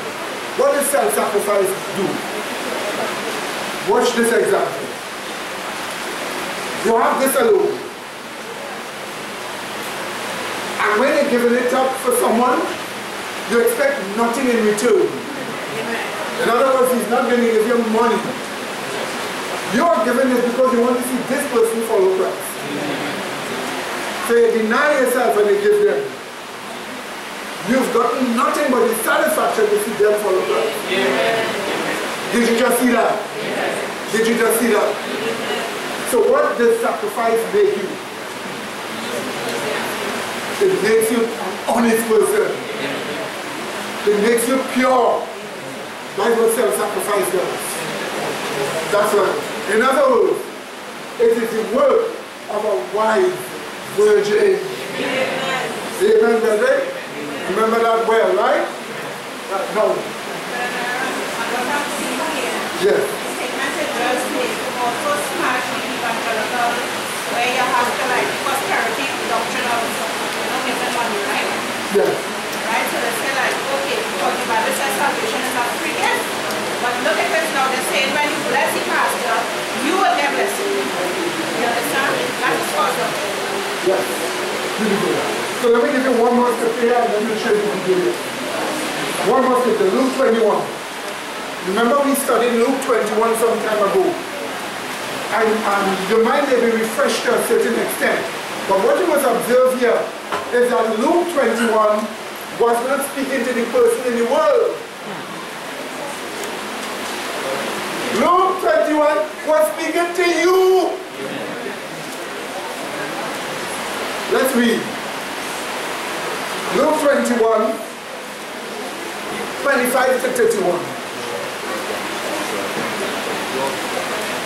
Read.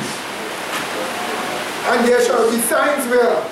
In the sun, and where else? In the moon, and where else? In the stars, and upon the earth distress of nations with what? Perplexity.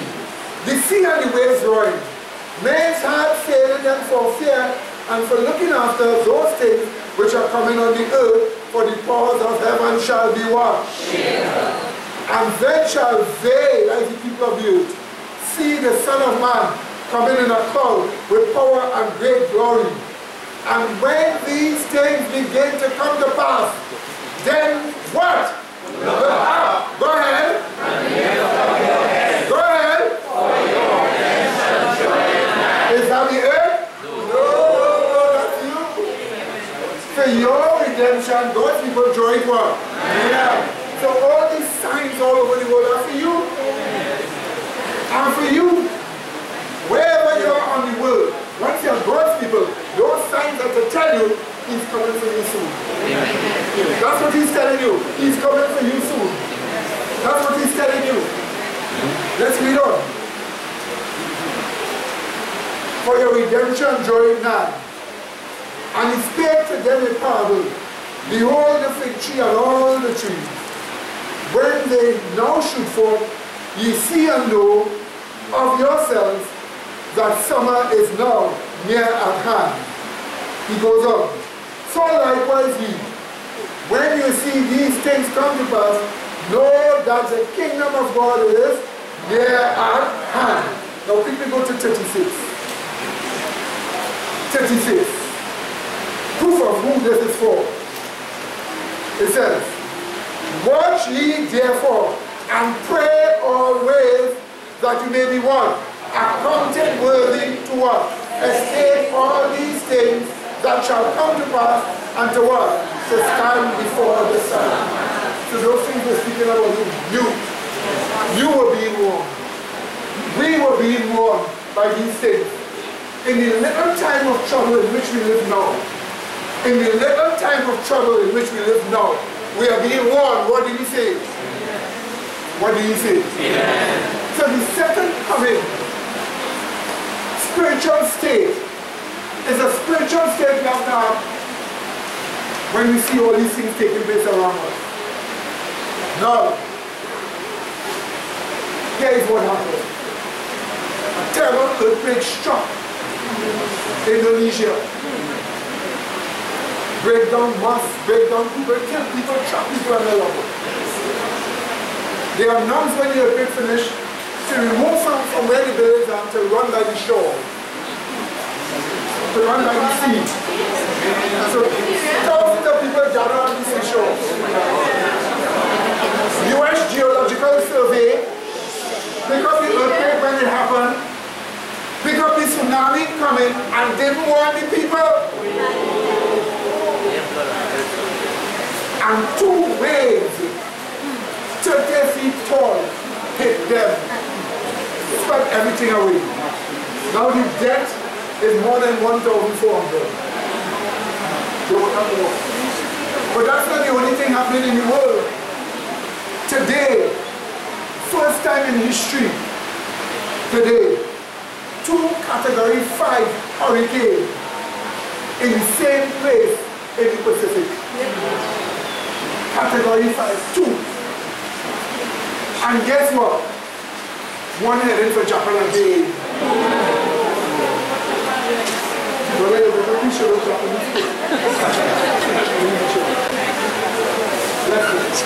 Here is what happened to these people as they were looking at a quake update with no tsunami warning.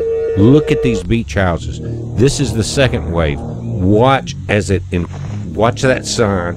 Look at it as it overrides all the houses, all these people, and that's all you have left. And when people click on a tsunami warning, I'm a watcher of this planet. The moment a tsunami hits the Indonesian city of Palu, triggered by a 7.5 magnitude earthquake that struck the island of Sulawesi. The 3-meter high waves swept through the tourist resort, destroying dozens of buildings, including shopping malls, a mosque, hotels and hospitals.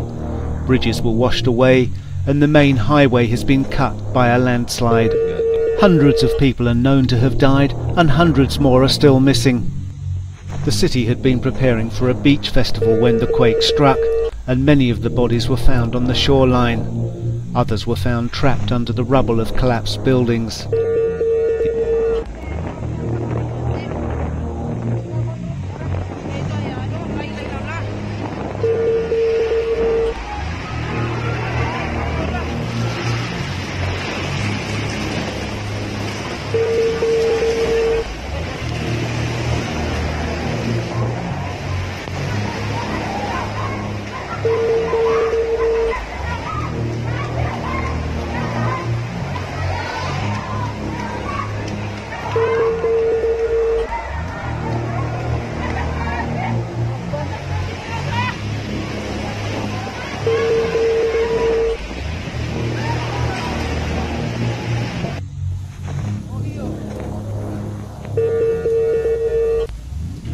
Terrifying massive wall of water smashed over this Indonesian island city.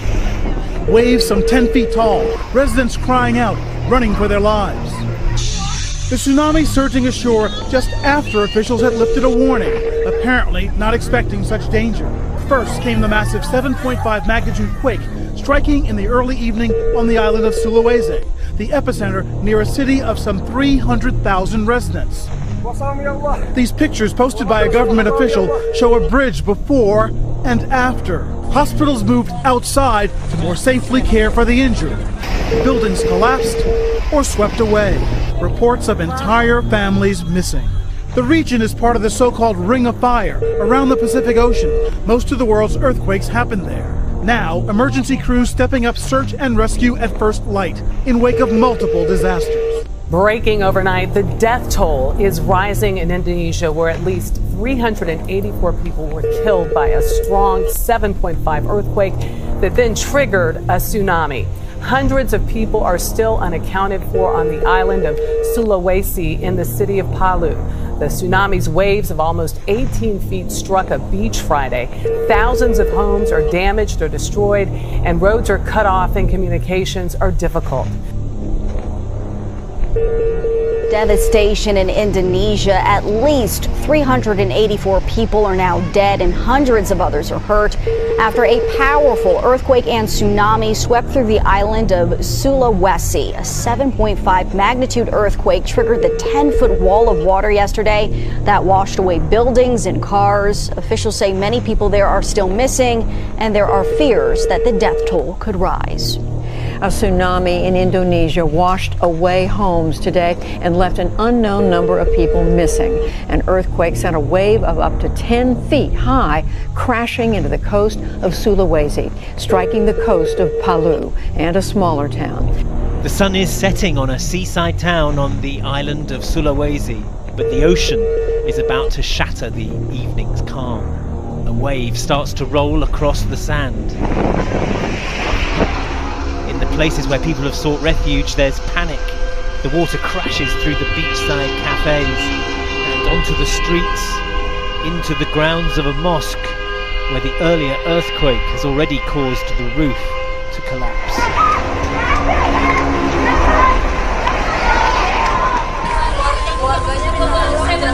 After nightfall, on the other side of the island, people who were injured in the quake made it to hospital.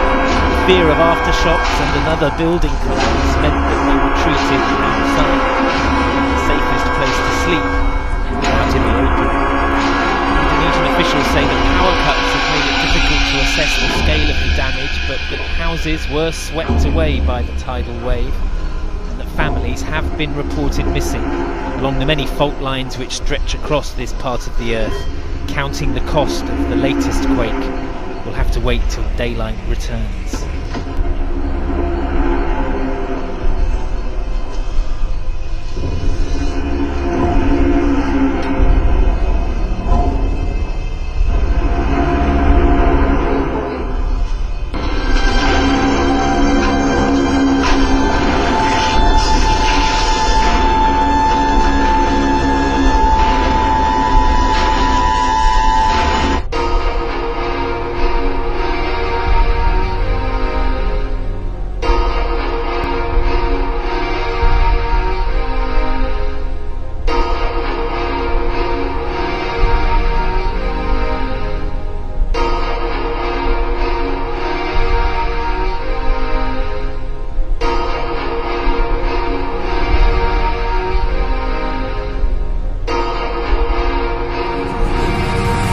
There is almost nothing coming out of Palu, Indonesia tonight. Videos being shared on social media and reports of numerous fires. For the most part, electricity and communications have been cut off. As the sun comes up and communications are restored, the death toll will rise. Getting help in will take time. The airport's been closed and roads washed out. One of Palu's landmarks is this bridge. It is no longer what it's supposed to be.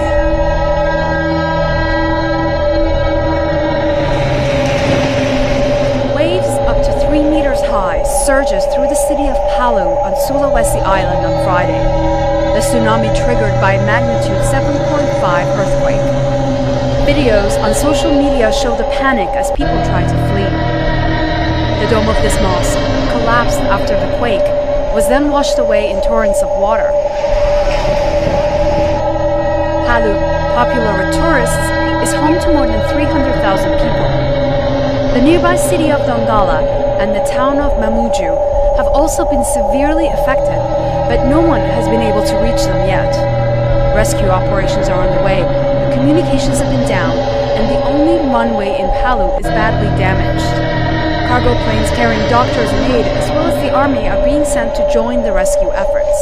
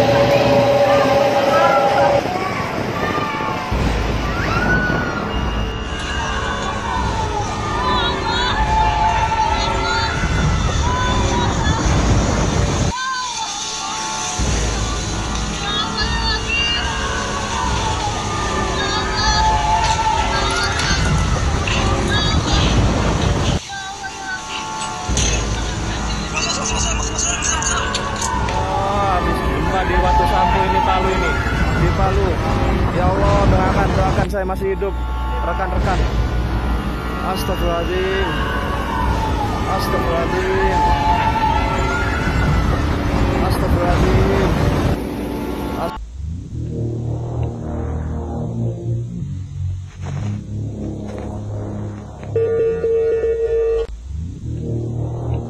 Philippines. All the houses are coming down. 2,000 people died.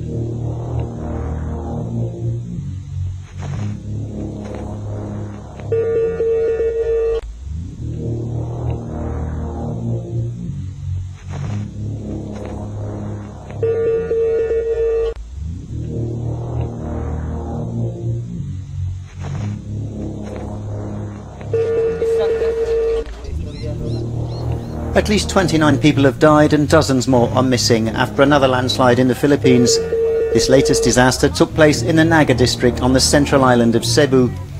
The landslide affected a whole section of a hillside, engulfing houses in 3 villages. The incident came just days after the powerful typhoon Mangkhut hit the northern Philippines, killing more than 80 people. Many of those victims were also killed in landslides provoked by torrential rain and flooding. Authorities in Naga have limited the number of rescuers and other people inside the villages, fearing heavy rain on the loose and soaked ground could cause new slides. Some residents blamed limestone quarries which they suspect may have caused cracks in the mountainside facing their villages.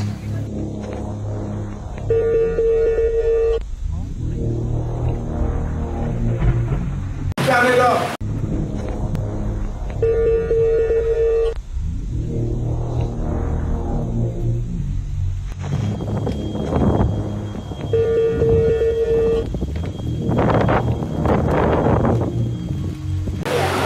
Southern windstorm in Canada did all this.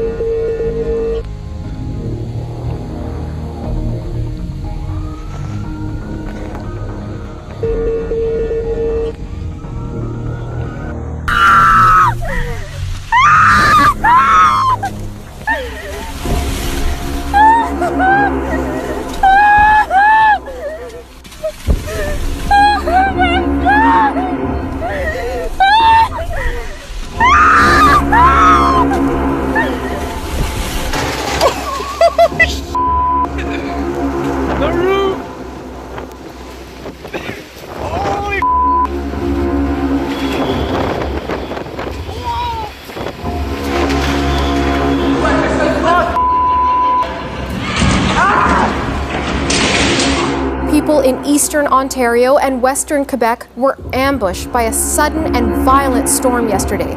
For many, it was a terrifying moment.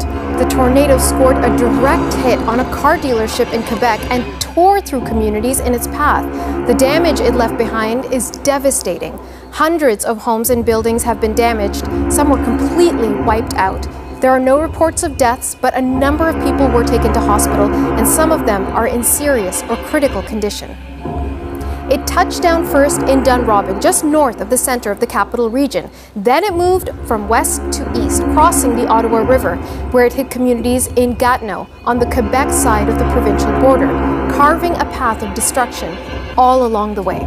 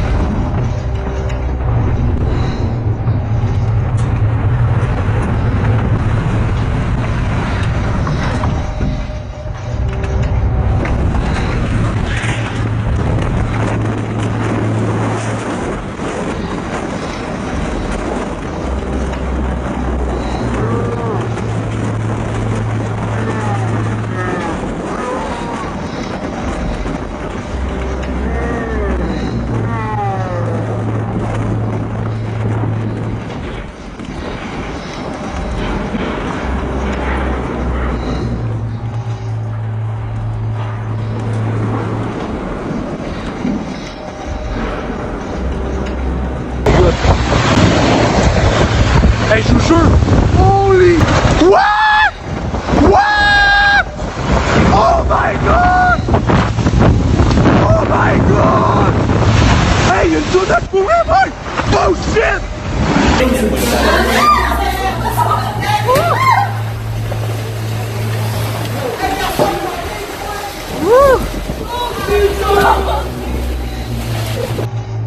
Now a tropical depression, the remnants of Hurricane Florence are still lashing the Carolinas. What we're dealing with is probably the most catastrophic disaster that this county has seen in the last 50 or 60 years. The powerful storm and heavy rain leaving more than 500,000 in the dark and prompting hundreds of water rescues, like this mother and baby saved by the Coast Guard.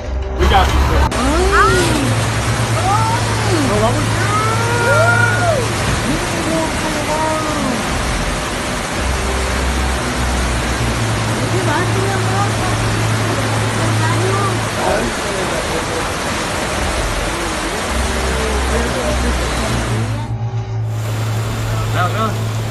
Mira kita.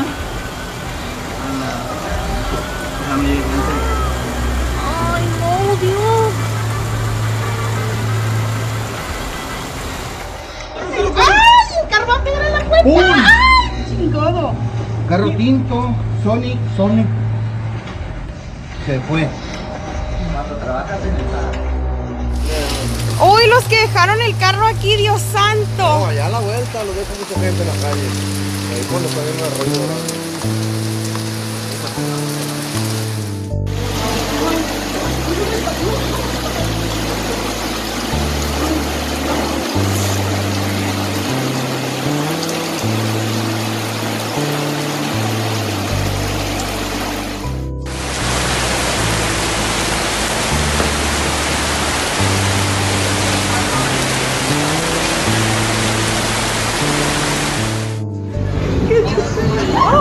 ¡Ay, no manches!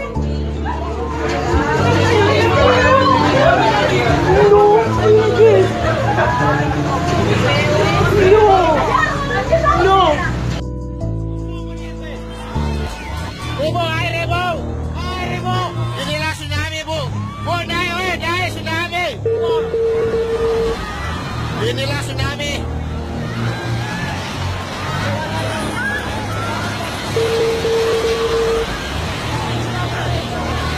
Inilah tsunami.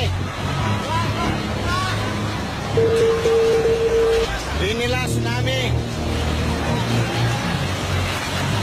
Inilah tsunami. Inilah tsunami. Inilah tsunami. Inilah tsunami, ya Allah. Ya Allah, tsunami, ya Allah. Ya Allah, Kota Palu, ya Allah. Ya Allah, tsunami, ya Allah. Ini ya Allah, tsunami, ya Allah. Ya Allah. Ya Allah, tsunami, ya Allah. Ya Allah, tsunami, ya Allah. Ya Allah, tsunami, ya Allah.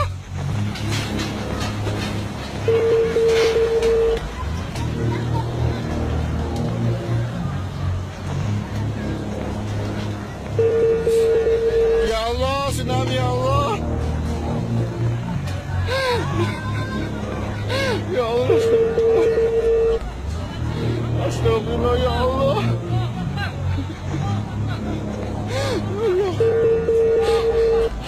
Ya Allah, tsunami. Ya Allah, inilah tsunami, ya Allah.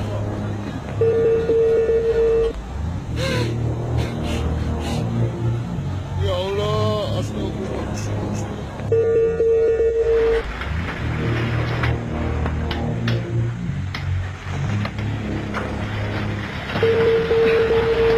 Oh Tuhan ini. Oh Tuhan itu tolong. Oh Tuhan itu tolong.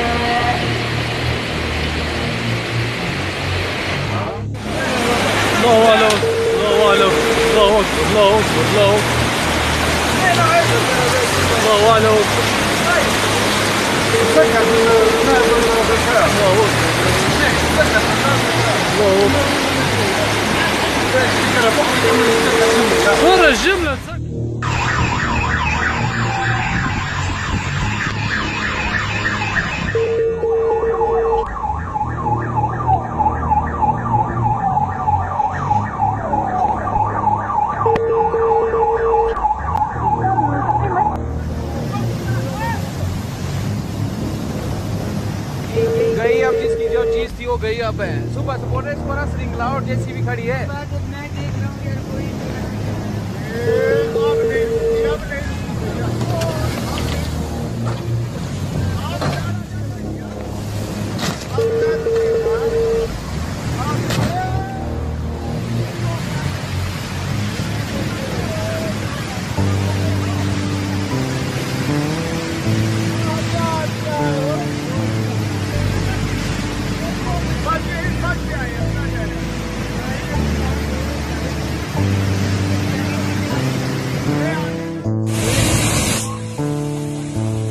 अरे वो कोई है इसके अंदर क्या? 1 करोड़ का बह गया मार में।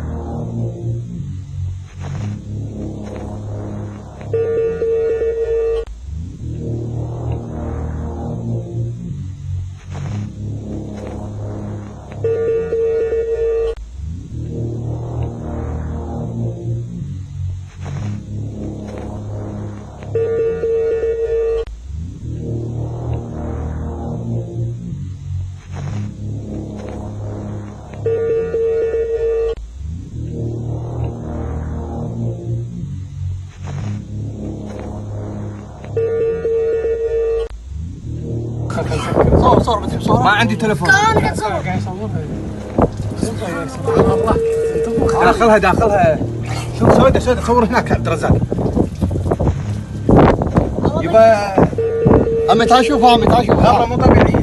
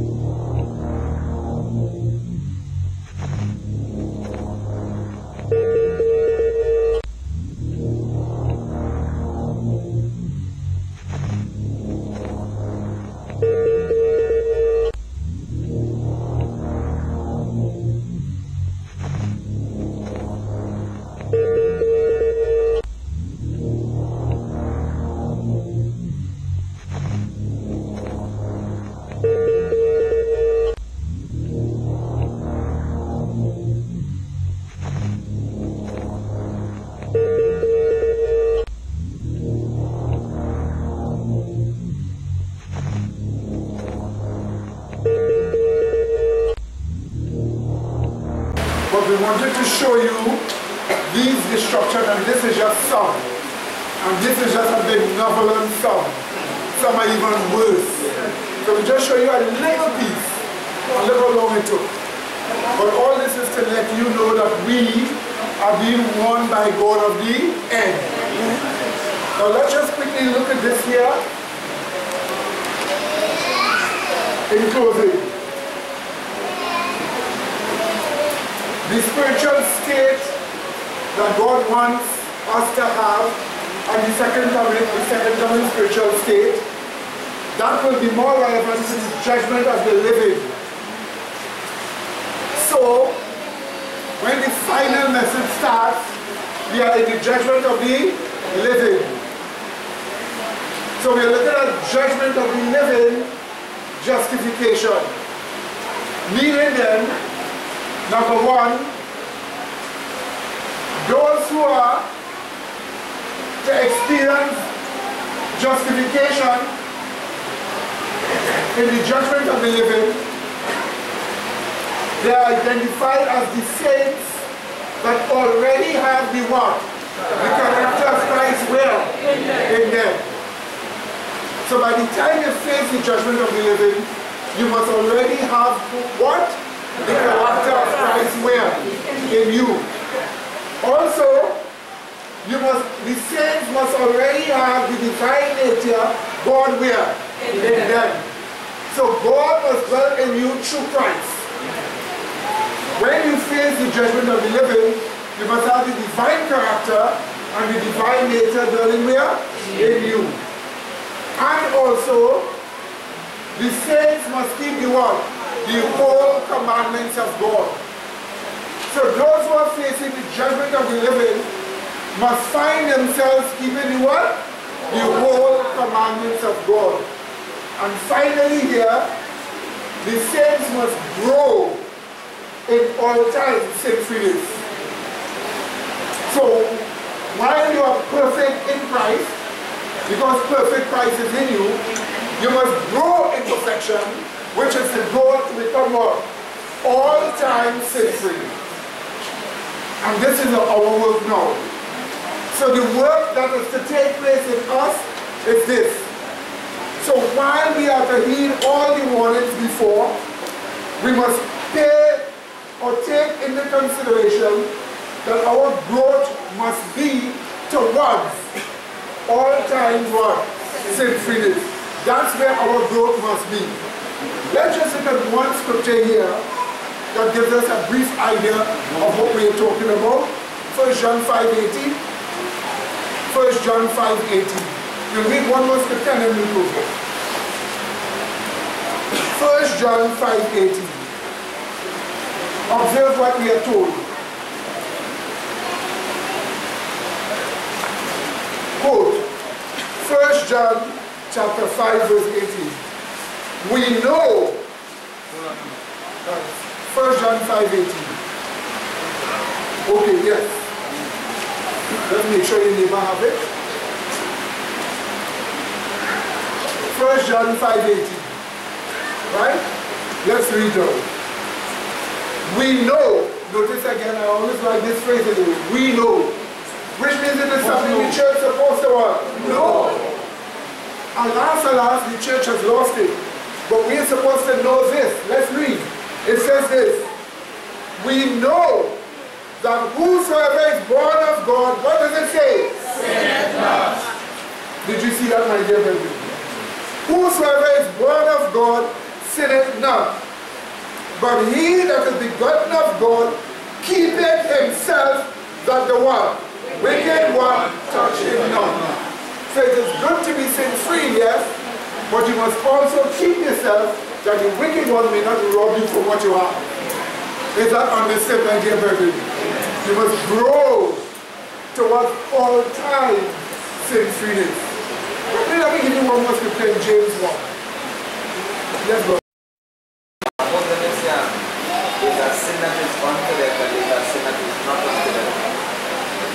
The sin that is unto death is the unpardonable sin, where you reject the work of the Holy Spirit upon your heart. God can't help you there. But the other sins, you can repent of them. Right? So James 1. I just choose the other scripture out of the set I have lined up here, right? Look at James 1 verse 4. James 1 verse 4. What are we talking about? Not patience? Not endurance? Here's what it tells us. But let patience have the what? Perfect work, that you may be what? And what? And what else? Wanting nothing. That's when you reach all time sinfulness. And that's where patience is supposed to carry you. So you're facing trials. You're facing trouble, it may be in your own home, it may be in your own environment. For God's sake, let patience have its perfect work where? In you. That you will be sin-free to the point of wanting nothing, because you have reached what? All-time sin-freeness. So may God bless you as you get that experience. May God bless you as you have a second coming spiritual state, the state that will cause you to pass in judgment and be fully saved forevermore. May God bless you in that experience. Amen. Amen. Amen. Somebody said they wanted one more scripture. Philippians 3. Last one I promise. Yes, brother.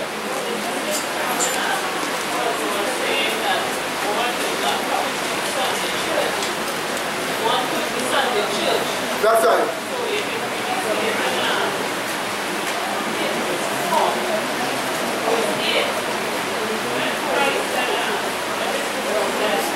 Read it for us. Read Hebrews 4:8 for us, sister.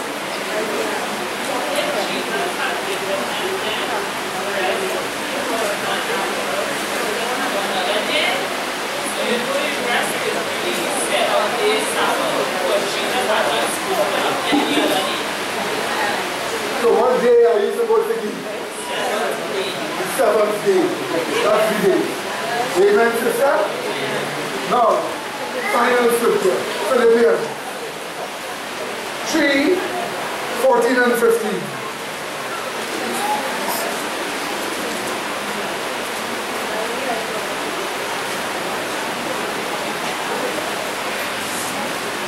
We read. Let this be your statement. Let this be what? your statement. Philippians 3:14 and 15. I press towards what? The mark for the what? The prize of the what? High calling of God where? In Christ Jesus. And I wanted to say, let us therefore, as many as be perfect, be what? To be what? This-minded. And if anything, and if in anything ye be otherwise minded, God shall reveal it, even this unto you. So have one mind. The mind that will encourage you to strive to all time sin-free. Let nothing keep you back. God made you sin-free. Learn to be sin-free for 2 hours, 3 hours, 4 hours, half a day, a whole day, 3 days, a week, 3 weeks. Learn that. Learn that monitoring yourself very closely, monitoring your life very closely, and making sure that in your mind, you're not practicing what? Unbelief. Amen? Amen? Amen. That is the one I want to amen for. So may the grace of God abide with you as we all take these things into consideration. Let us start. Let us pray. Gracious loving Father, forgive us of our transgression, justify us, make us righteous, grant us your Holy Spirit. May we listen to the work of the Holy Spirit upon our hearts. May we not practice unbelief. May we be true believers, knowing that we shall enter into your rest, not only now, but forevermore. We know you are coming for Tuesday, Seventh-day Adventists in spirit, those who are sinful. Let us be this, Father, of my virgin. In Jesus' holy name we pray, and thank you for hearing us and blessing us. Amen.